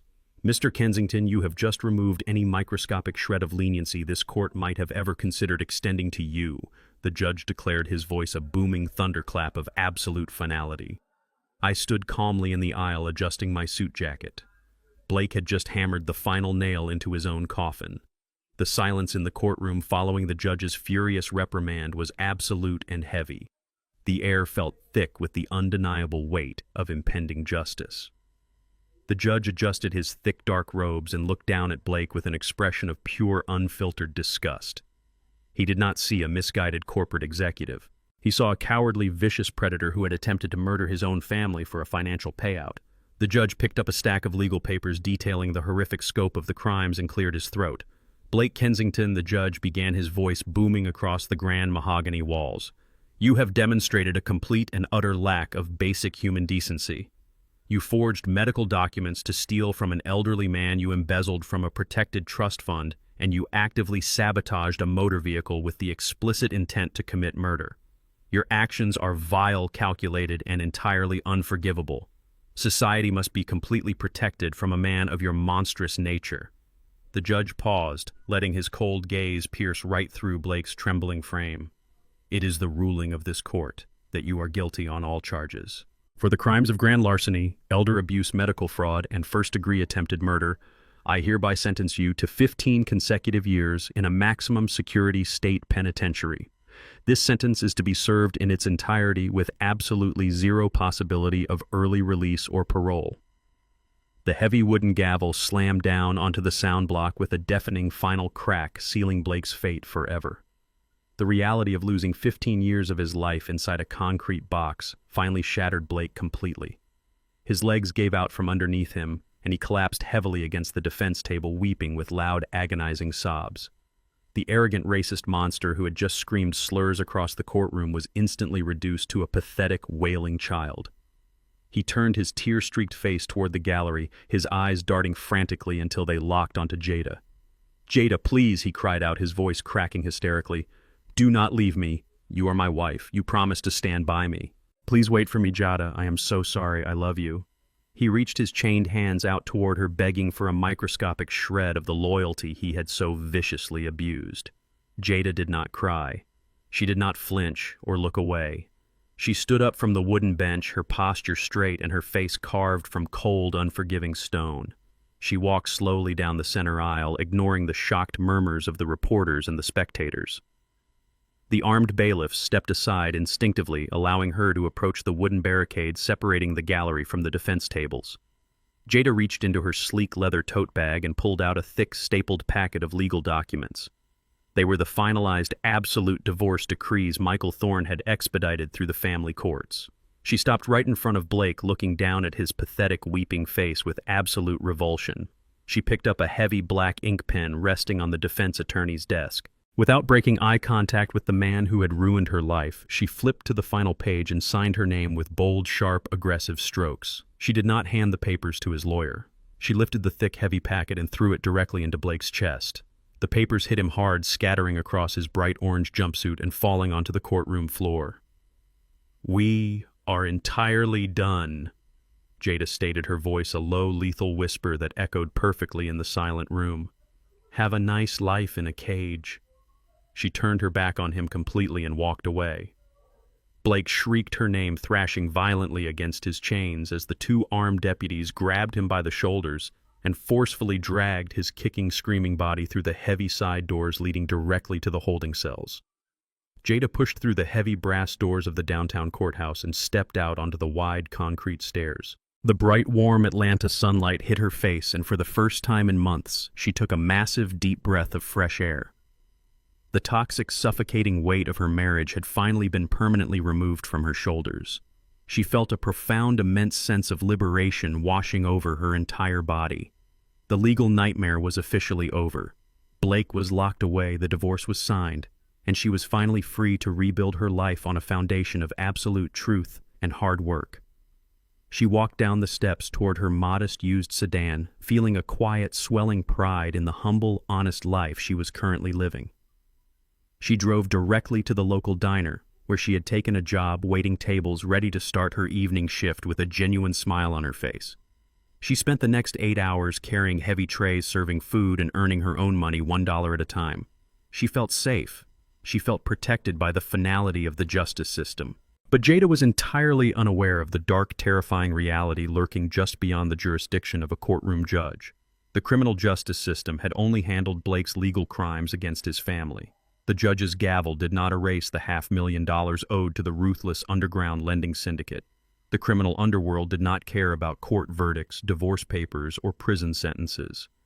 They only cared about balancing their ledgers, and they never walked away from a debt. It was past 2 in the morning when Jada finally finished her grueling diner shift. Her feet ached and she was utterly exhausted, but she felt a peaceful, quiet satisfaction. The streets of the city were completely empty and silent. She walked out the back door of the diner, navigating the dimly lit, narrow brick alleyway toward where she had parked her car. The darkness felt heavy, but she kept her head down, searching her purse for her keys. Suddenly, blinding high-beam headlights flooded the narrow corridor, entirely wiping out her vision. The roar of massive engines echoed off the brick walls. 3 large, black-armored SUVs screeched to a violent halt, boxing her in completely from the front and the rear. Jada froze, her heart stopping dead in her chest as the heavy vehicle doors swung open in unison. Several massive, imposing men stepped out into the harsh, glaring light surrounding her with terrifying military precision. From the lead vehicle, a tall, broad-shouldered man wearing a sharp, dark suit stepped forward. He did not look like a common street thug. He looked like corporate death. He walked right up to Jada, his face an emotionless mask of pure violence. He reached inside his tailored coat, pulled out a heavy black handgun, and pressed the cold steel barrel directly against the center of her forehead. Jada could not breathe. She could not scream. She stood completely paralyzed, staring into the eyes of a man who killed for a living. The man leaned in close, the smell of expensive cologne and gun oil filling her lungs. "Your husband goes to prison, but the wife's debt remains entirely unpaid," he stated in a low, terrifyingly calm voice. "You owe us $500,000. You have until tomorrow night to deliver the cash, or I will personally come to your house and take your son." The cold steel of the gun barrel pressed brutally hard against Jada's forehead, forcing her head back against the rough, damp brick wall of the alleyway. Her knees buckled completely beneath her, unable to support her own weight any longer. The sheer visceral terror of losing her young son stripped away every final ounce of pride and composure she possessed. She dropped heavily onto the filthy pavement, the sharp gravel tearing through her uniform pants and scraping her skin raw. She clasped her trembling hands together, looking up at the imposing syndicate boss through a thick, blinding veil of tears. "Please," she begged, her voice a ragged, hysterical whisper that echoed in the dark corridor. "Please do not hurt my little boy. He is completely innocent in all of this. I do not have that kind of money. My husband forged my signature on those loan contracts. He stole everything from our family and left us with absolutely nothing but this debt. I work the night shift in a diner. I am barely making minimum wage right now. I will pay you whatever I can every single week for the rest of my life, but you have to give me more time. You cannot take my son away from me." The mob boss did not blink. His eyes remained dead, hollow voids, completely devoid of any human empathy or compassion. He leaned down slightly, grabbing a fistful of her hair and yanking her head back sharply. "We do not do long-term payment plans, sweetheart," he hissed, his breath smelling of stale tobacco and bitter coffee. "You have exactly 24 hours to find $500,000. Call your rich friends from your old neighborhood. Call your daddy. Or say goodbye to your kid forever." He cocked the heavy hammer of the handgun, the sharp metallic click ringing out like a definitive death sentence in the narrow, confined space. Before the syndicate boss could utter another violent threat, a deafening mechanical roar violently shook the brick alleyway. It sounded like an earthquake tearing directly through the narrow street. Suddenly, blinding high-intensity LED headlights flooded the opposite end of the corridor, completely wiping out the darkness and turning the night into blinding artificial day. The mob boss shielded his eyes, taking a step back as the massive roaring diesel engines grew exponentially louder. 6 enormous military-grade armored SUVs painted in tactical matte black surged into the alley, moving in a synchronized, highly aggressive formation. They screeched to a halt, perfectly boxing in the syndicate's vehicles and entirely blocking their only possible exit route. The heavy reinforced steel doors of the SUVs swung open simultaneously. Over 24 highly trained private security operatives flooded the alleyway, moving with terrifying lethal precision. They were dressed in full tactical combat gear, wearing heavy Kevlar vests, dark balaclavas, and tactical boots. They instantly surrounded the gangsters, forming an impenetrable, heavily armed perimeter. The sharp clatter of assault rifles being raised and cocked echoed aggressively off the brick walls. Dozens of glowing red laser sights cut through the dusty night air, landing directly on the chests, foreheads, and throats of the mob boss and his armed thugs. The street criminals froze entirely, their cheap handguns suddenly feeling completely useless against a literal private military unit.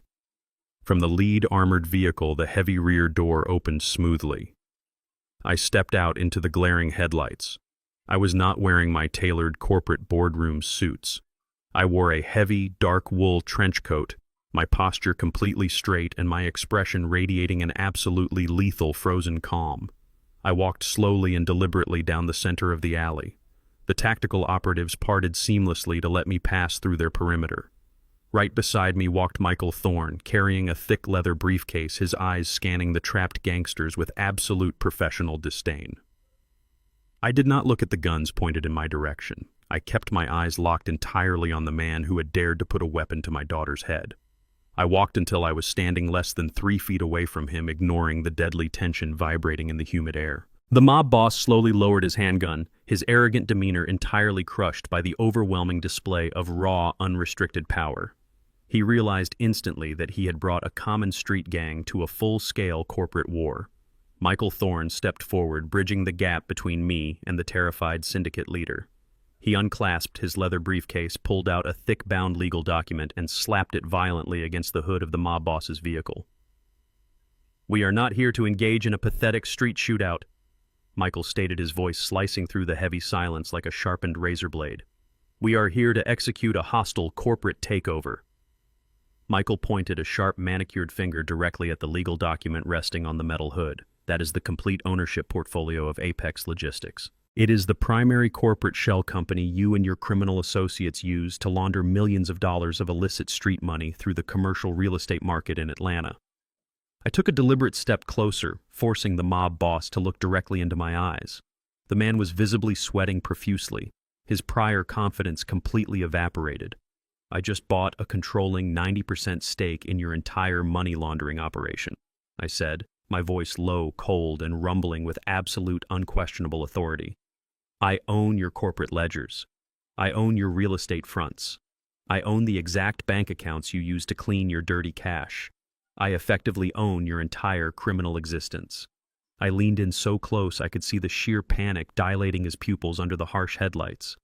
"Here are your new terms of operation," I whispered lethally. "The debt forged by Blake Kensington is officially and permanently erased. It no longer exists. If you or any of your pathetic street soldiers even breathe in the general direction of my daughter or my grandson ever again, I will not just send my security team after you. Tomorrow morning, your entire client list, your offshore routing numbers, your exact physical locations, and every single piece of financial evidence connecting you to organized crime will land directly on the desk of the Director of the Federal Bureau of Investigation. I will dismantle your entire syndicate before you even wake up, and you will spend the rest of your life in a federal supermax facility. Do we have a crystal clear understanding?" The mob boss swallowed hard, his Adam's apple bobbing nervously in his throat. He looked at the glowing red laser dots painting his chest, and then back at the comprehensive legal documents resting on his hood. He knew with absolute terrifying certainty that I was not bluffing. A man who could deploy a private military unit and legally buy a criminal shell company in less than 24 hours was a man who could erase him from the face of the earth with a single phone call. The gangster slowly holstered his weapon, holding his hands up in a gesture of total, complete surrender. He nodded frantically, sweat dripping steadily from his chin onto his shirt. "We understand," he stammered, his voice shaking uncontrollably. "The debt is clear. We are gone. You will never see us again." He signaled frantically to his terrified men. They scrambled wildly back into their vehicles, throwing their cars into reverse and peeling out of the alley with reckless, desperate speed, eager to escape the deadly trap they had unwittingly walked into. The heavy, suffocating silence returned to the alleyway, broken only by the low, steady rumble of the armored SUVs. The security operatives lowered their rifles, maintaining a strict defensive perimeter around us. I turned away from the fleeing cars and looked down at Jada. She was still kneeling on the filthy pavement, sobbing uncontrollably, her entire body shaking violently from the massive adrenaline crash. The cold, lethal corporate titan vanished instantly, replaced entirely by a father who had almost lost his only child. I dropped to my knees on the rough gravel, ignoring the dirt ruining my heavy coat, and wrapped my arms tightly around my daughter. I pulled her fiercely close to my chest, shielding her from the harsh, brutal world she had just collided with. She buried her face into my shoulder, crying hysterically, clutching my coat as if I were the only solid thing left in her entire crumbling universe. "Dad," she wept, her voice muffled against my chest. "I am so sorry. I am so incredibly sorry for everything." I just held her, stroking the back of her head gently, letting her release months of built-up terror, guilt, and profound regret. "You are safe now, Jada," I murmured softly, resting my cheek against her hair. "I told you I would protect my grandson, and I meant it." She looked up at me, her eyes wide with a newfound profound understanding of exactly who her father really was, and the immense lengths I would go to ensure her safety. I looked back at her, wiping a smudge of grease and dirt from her tear-stained cheek. "Power is not for showing off at fancy dinner parties, Jada." I said, my voice steady and filled with absolute, undeniable truth. "It is not for buying expensive sports cars or trying to impress arrogant strangers with fake status. True power is used exclusively to protect your family in moments exactly like this." The morning after the terrifying alleyway confrontation, Jada did not sleep in. She woke up with a singular, crystal-clear purpose driving her every action. She spent the next few weeks meticulously severing every remaining toxic tie to her fabricated past. She finalized the sale of her last few designer items, wringing every possible dollar out of her former wardrobe, and used those funds to aggressively pay off her own minor personal debts. She officially filed the paperwork to drop Blake's surname, permanently restoring her maiden name and reclaiming her true identity. She packed up her son's belongings and officially moved back into my townhouse, completely abandoning the fake illusion of the Buckhead elite. Once her personal life was entirely stabilized, she put on a simple, inexpensive business suit and drove directly to the towering glass headquarters of Hayes Holdings. She walked into my top-floor office not as a privileged daughter expecting a lucrative family handout, but as a humbled woman seeking a genuine chance to rebuild her professional life from the ground up. She stood respectfully before my massive mahogany desk and asked for a position within the company. She told me she wanted to learn the family business from the inside out, to truly understand the empire I had built with my own two hands, and to prove her worth through actual hard work. I looked at her from across my desk, evaluating her earnest request with the cold, detached objectivity of a corporate chairman. I saw the genuine determination burning in her eyes, but I also knew that handing her a high-level executive position would completely ruin the crucial lesson she was currently learning. I leaned back in my leather chair and gave her my uncompromising terms. I told her I would absolutely not hire her as a director, a senior manager, or even a junior financial analyst. If she truly wanted to work at Hayes Holdings, she would have to start at the absolute bottom of the corporate ladder. I offered her a position as a front desk receptionist down on the ground floor lobby, earning a standard entry-level base salary. I made it crystal clear there would be no nepotism bonuses, no luxurious corner office, and absolutely no special treatment from the management team. She would answer the constantly ringing phone lines, organize the dense filing cabinets, and brew coffee for the senior executives every single morning. I waited for the familiar flash of indignation, or the arrogant pushback I would have expected from her just a few months prior. But it never came.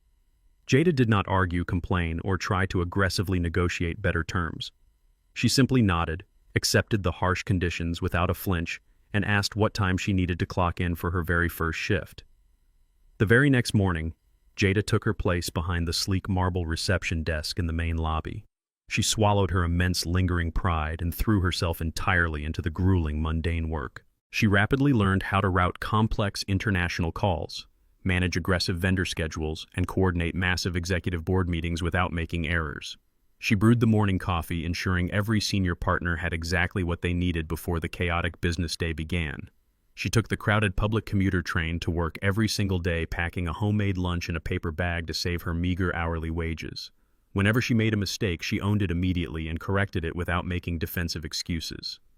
She listened intently to the seasoned brokers and elite analysts as they passed through the lobby, absorbing the intricate language of commercial real estate.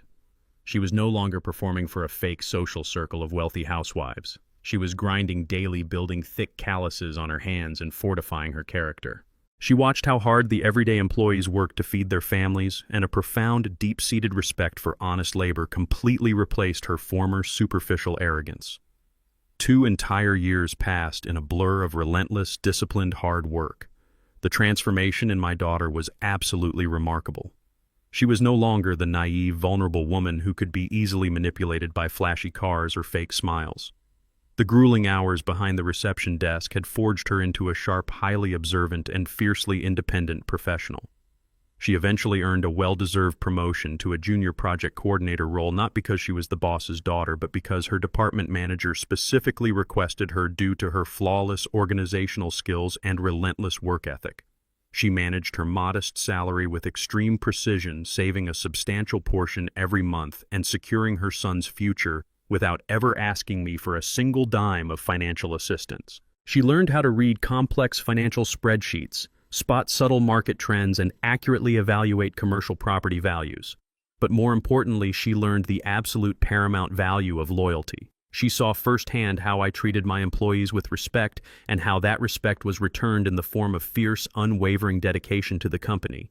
She understood that true lasting wealth was built on solid foundations of trust and integrity, not on empty promises and highly leveraged debt. The dark ghost of her disastrous marriage faded into a distant memory, replaced entirely by the strong, capable woman she had successfully molded herself into. She finally understood the true weight and power of a single dollar earned through honest sweat. She stood tall in meeting rooms, holding her own against seasoned contractors and demanding clients. Her confidence was no longer a fragile mask, but a solid armor forged in the fires of actual experience and hard-won competence. However, the dark ghosts of our past were not completely buried.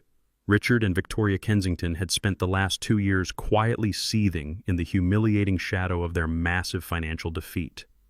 I had effectively forced their failing enterprise into a tight corner, allowing them to barely survive, but keeping them entirely under my strict financial control. Driven by a bitter, festering hatred over their son's lengthy prison sentence, they decided to launch a desperate, cowardly counterattack. Knowing they could never defeat Hayes Holdings in a legitimate, transparent business arena, they resorted to vicious, illegal market manipulation. They hired anonymous offshore proxy firms to aggressively spread fake, highly damaging rumors about our financial stability to key institutional investors across the country. They fabricated convincing documents suggesting Hayes Holdings was secretly facing massive federal tax audits and impending bankruptcy, hoping to trigger a massive panic sell-off and completely tank our corporate valuation. They operated in total secrecy, believing their elite connections and hidden digital tracks would shield them from discovery. But they made one fatal, catastrophic miscalculation. They completely forgot about Jada. One evening, while attending a mandatory commercial real estate networking event downtown, Jada bumped into an old acquaintance from her former Buckhead social circle. This friend, heavily intoxicated and eager to share exclusive gossip, carelessly let slip a few highly specific details about a massive whisper campaign being quietly funded by the Kensington family to destroy a major Atlanta trust. Jada's sharp, newly trained analytical mind instantly connected the dots. She realized immediately that her former in-laws were actively trying to orchestrate the total financial destruction of my empire. She did not panic or rush to confront the gossiping friend. She politely excused herself from the conversation, her heart pounding with a cold, calculating focus, as she quietly formulated her own plan to completely neutralize the Kensington family once and for all. Jada left the downtown networking event with her heart pounding, but her mind remained razor-sharp and calculating. 2 years ago, a threat of this magnitude would have sent her spiraling into a blind panic. She would have run straight to my townhouse, crying and begging me to deploy my corporate lawyers to fix the problem. Not anymore. The woman who had spent the last 24 months scrubbing coffee pots, answering relentless phone calls, and meticulously reviewing thousands of dense vendor contracts had evolved into an entirely different creature. She decided in that very moment that she was not going to run to her father for a bailout. She was going to handle the Kensington family threat entirely on her own. She returned to her modest desk at the Hayes Holdings headquarters late that night and logged into our highly secure financial databases. She utilized the advanced forensic accounting and data analysis skills she had painstakingly honed over the past 2 years.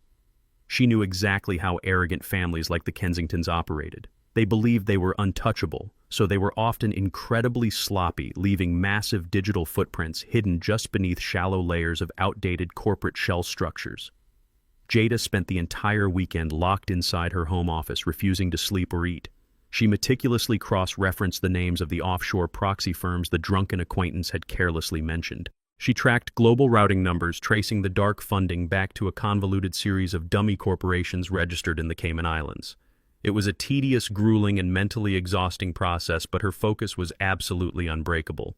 She was no longer a naive victim waiting to be rescued by a wealthy father. She was a highly trained corporate operative methodically dismantling a lethal threat to her family's legacy. By Sunday night, she had successfully mapped out their entire illicit network. Jada did not just find concrete evidence of the malicious whisper campaign against Hayes Holdings. As she dug relentlessly deeper into the Kensingtons' tangled financial web, she uncovered something far more devastating and highly illegal. Richard and Victoria had been desperately trying to keep their sinking real estate empire afloat through blatant market manipulation and aggressive illegal insider trading. Jada found irrefutable digital proof that Richard Kensington was utilizing the exact same offshore proxy firms to artificially inflate the stock prices of his own failing commercial subsidiaries. He would pump the valuation with fake foreign investments before dumping massive blocks of shares on unsuspecting institutional investors, robbing them blind. Furthermore, she traced dozens of illegal wire transfers bouncing between their personal executive accounts and the ghost firms funding the vicious smear campaign against our company. They were deliberately defrauding their own shareholders and violating federal law just to finance a petty personal vendetta against me. Jada meticulously compiled every single wire transfer receipt, every time-stamped offshore transaction, and every piece of corrupted internal correspondence she could hack through public financial disclosures. She organized the overwhelming mountain of evidence into a precise, chronological portfolio. She did not draft a polite warning letter to their board of directors. She did not threaten them with a lengthy civil lawsuit. She bypassed the local authorities entirely, aiming directly for the absolute top. Early Monday morning, Jada printed the comprehensive dossier, securely bound it in a thick red folder, and sent it directly to the Enforcement Division of the United States Securities and Exchange Commission via a highly encrypted anonymous portal. She also mailed a physical copy directly to the federal prosecutor office in Atlanta. She knew the SEC did not play games with blatant insider trading, especially when the irrefutable evidence was handed to them on a silver platter. She had effectively armed a financial nuclear bomb and placed it directly beneath the Kensington family estate. She did not leave a single legal loophole for their expensive corporate lawyers to exploit. The evidence was absolute, undeniable, and completely destructive. She closed her laptop, took a deep breath, and calmly went back to work coordinating project schedules as if she had not just orchestrated the complete annihilation of a generational dynasty. The massive explosion happened exactly 48 hours later. Early Wednesday morning, a massive fleet of dark, unmarked federal vehicles swarmed the towering glass headquarters of Kensington Enterprises. Dozens of FBI agents wearing heavy tactical jackets stormed the building, executing a massive, uncompromising federal raid. They seized every computer, every filing cabinet, and every physical server in the entire corporate structure. Richard and Victoria Kensington were physically escorted out of their lavish executive suites in heavy steel handcuffs. Their faces were pale with absolute terror as local news helicopters hovered above, broadcasting their spectacular, humiliating downfall on live national television. Their corporate stock valuation plummeted to absolute zero in a matter of minutes. Their entire generational empire was reduced to worthless ash before lunchtime. I stood in my top-floor office with my hands clasped behind my back, watching the live news coverage on my massive wall monitor. I looked through the transparent glass partition of my boardroom and saw Jada sitting at her desk, calmly reviewing a standard construction contract. She looked up from her paperwork, caught my eye, and gave a small, knowing nod. A profound, overwhelming wave of pride washed over my entire body. My daughter had not just defended our company from a vicious attack. She had completely neutralized our greatest enemy using nothing but her own intellect, her relentless work ethic, and her sheer force of will. I walked out of my office and approached her desk. I did not offer her a simple congratulations or a pat on the back. I handed her a sleek, embossed leather folder. Inside was a finalized corporate contract officially promoting her to the position of Chief Operating Officer of Hayes Holdings. She had earned every single letter of that title through blood, sweat, and absolute loyalty. 2 weeks later, the grand executive boardroom of Hayes Holdings was filled with our senior partners, our top-tier investors, and our most trusted commercial allies. We were hosting an intimate catered reception to officially inaugurate Jada as the new Chief Operating Officer. The atmosphere in the room was incredibly triumphant. Jada stood at the head of the massive mahogany table wearing a sharp-tailored navy suit projecting absolute authority, confidence, and grace. She was giving a brilliant, compelling speech outlining her strategic vision for the future of our commercial acquisitions and urban development projects. Right in the middle of the applause, my senior executive assistant quietly slipped into the boardroom holding a secure corporate mobile phone. She walked directly up to Jada and whispered urgently in her ear, interrupting the celebration. Jada's professional smile faltered for a fraction of a second, her eyes narrowing into sharp, cold slits as she listened to the assistant message. She took the phone. It was an incoming collect call originating from a maximum security state penitentiary. The automated voice operator announced that an inmate was desperately requesting to speak with her. It was Blake. He had somehow managed to bypass the prison-restricted call list, likely using a smuggled contraband phone or trading favors with other dangerous inmates. The man who had callously tried to murder me, the man who had stolen the education fund from his own son, was weeping hysterically through the static-filled receiver. He was begging Jada for a massive financial lifeline, pleading with her to send him tens of thousands of dollars for an emergency appellate lawyer. He was completely out of options, rotting away in a bleak concrete cell, and desperately trying to manipulate the woman he thought was still weak enough to save him. Jada stared at the blinking screen of the secure corporate mobile phone. The automated voice operator repeated the desperate request from the maximum security state penitentiary. The entire boardroom fell into a hushed, expectant silence. 2 years ago, she might have felt a fleeting pang of guilt or a misplaced sense of obligation toward the man she once loved. Today, she felt absolutely nothing. She did not shed a single tear, and she did not let her professional smile waver for more than a fraction of a second. She calmly shook her head, rejecting the call entirely, and handed the device directly to me. I took the phone from her steady hand. I pressed the heavy device to my ear and listened to the frantic, pathetic sobbing echoing through the static-filled line. Blake was begging for a financial lifeline, pleading for tens of thousands of dollars to hire an appellate lawyer so he could escape the consequences of his own evil actions. I did not say a single word to him. I simply pressed the red button and disconnected the call, cutting off his hysterical pleas mid-sentence. But hanging up was not enough to permanently sever the lingering shadow of his existence. He needed a final, definitive conclusion. He needed to look into the eyes of the man he tried to murder and understand that his complete destruction was absolute and irreversible. I handed the phone back to my assistant, adjusted my suit jacket, and walked out of the executive boardroom. I instructed Michael Thorne to arrange an immediate high-security visitation clearance. I was going to see my former son-in-law one last time. The maximum security state penitentiary was a bleak, imposing fortress of gray concrete and coiled razor wire situated miles away from the gleaming Atlanta skyline. I sat rigidly in the sterile, heavily monitored visitation room waiting on my side of the thick, bulletproof glass partition. The heavy steel door on the inmate side finally clanked open. 2 armed guards escorted Blake into the small enclosure. The sight of him was genuinely shocking. The arrogant, polished corporate executive who used to wear custom-tailored navy suits and expensive cologne was completely erased from existence.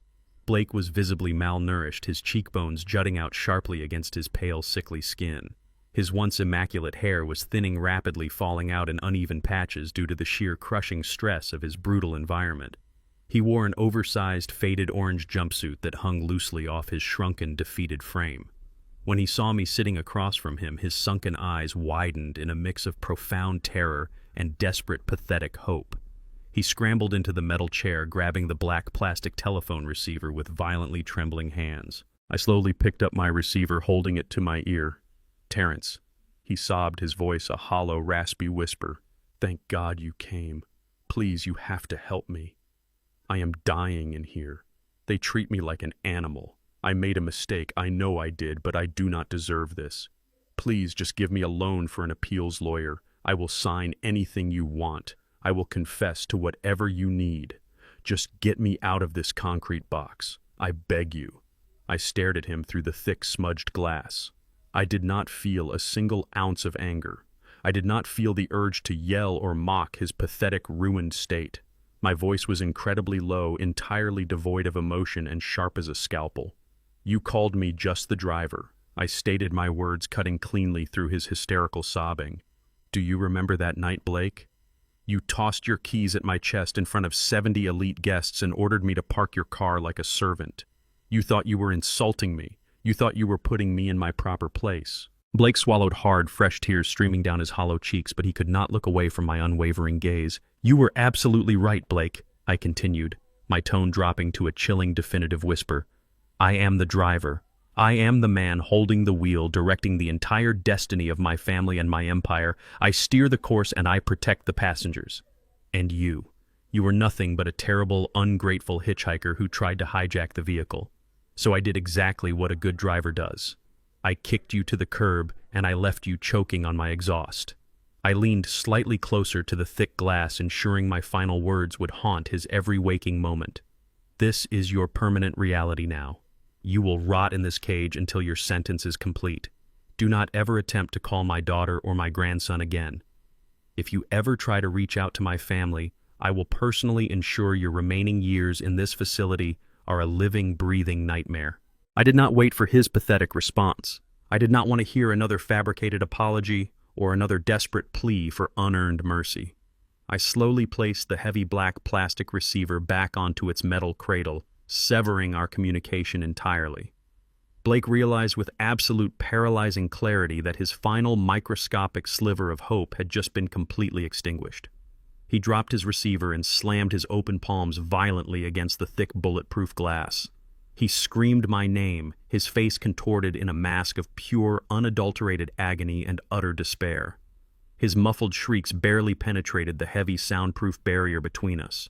He clawed frantically at the partition, scratching his fingernails against the impenetrable surface, as if he could somehow dig his way out of the horrific reality he had built for himself.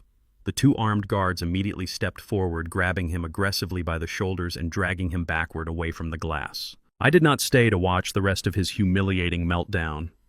I stood up from the metal chair, smoothed the lapels of my dark wool coat, and turned my back on him forever. I walked out of the sterile visitation room, the heavy steel doors locking decisively behind me with a loud metallic clank. I navigated the long, gray corridors, passing through multiple security checkpoints until I finally pushed open the heavy front doors of the penitentiary. I stepped out into the bright, warm afternoon sun. I closed my eyes and took a massive, deep breath of the fresh, unburdened air. The heavy, toxic shadow that Blake Kensington had cast over my family was officially and permanently lifted. We were entirely free. I walked down the long concrete path toward the visitor parking lot. I had not called for my personal driver today. I had not requested the black Rolls-Royce Maybach or the armed security escort. Sitting perfectly parked in the corner of the asphalt lot was my 1998 Ford F-150. The faded paint caught the late afternoon sunlight, and the minor rust spots gleamed like proud battle scars. The very same truck Blake had once called poverty stock in front of his wealthy fake friends. The very same truck he had crawled underneath in the dead of night to sabotage. My trusted mechanic had fully repaired the severed brake lines and restored the vehicle to perfect working condition. I walked up to the driver's side door, unlocked it, and pulled myself up onto the familiar worn leather seat. I gripped the heavy steering wheel, feeling the rough texture beneath my palms. I slid the metal key into the ignition and turned it firmly. The old engine roared to life, instantly vibrating with a deep, powerful, and incredibly reliable hum. A genuine, contented smile spread slowly across my face. The billionaire chairman of Hayes Holdings shifted the old transmission into drive and pulled smoothly out of the prison parking lot. I drove the old rusted truck back toward the city, heading straight for my quiet, comfortable townhouse. Inside that home, my brilliant, successful daughter and my young, healthy grandson were waiting for me to join them for a warm family dinner. As the sun dipped below the Atlanta skyline, casting long, dark shadows across the highway, I drove forward into the peaceful night. It was a complete, triumphant, and utterly ruthless ending. The ultimate lesson we can take from this story is that true power never needs to announce itself. Arrogance and superficial wealth are merely fragile masks worn by the weak to hide their profound insecurities. When you judge someone by the clothes they wear or the vehicle they drive, you blind yourself to their actual strength and character. Real resilience is forged in silence through hard work, integrity, and an unwavering commitment to protect the people you love. Never underestimate the quiet ones, because they are usually the ones holding the ultimate power to dictate the outcome. If you love this story of absolute karma, please hit the like button, subscribe to the channel, and tell me in the comments how you would handle someone like Blake.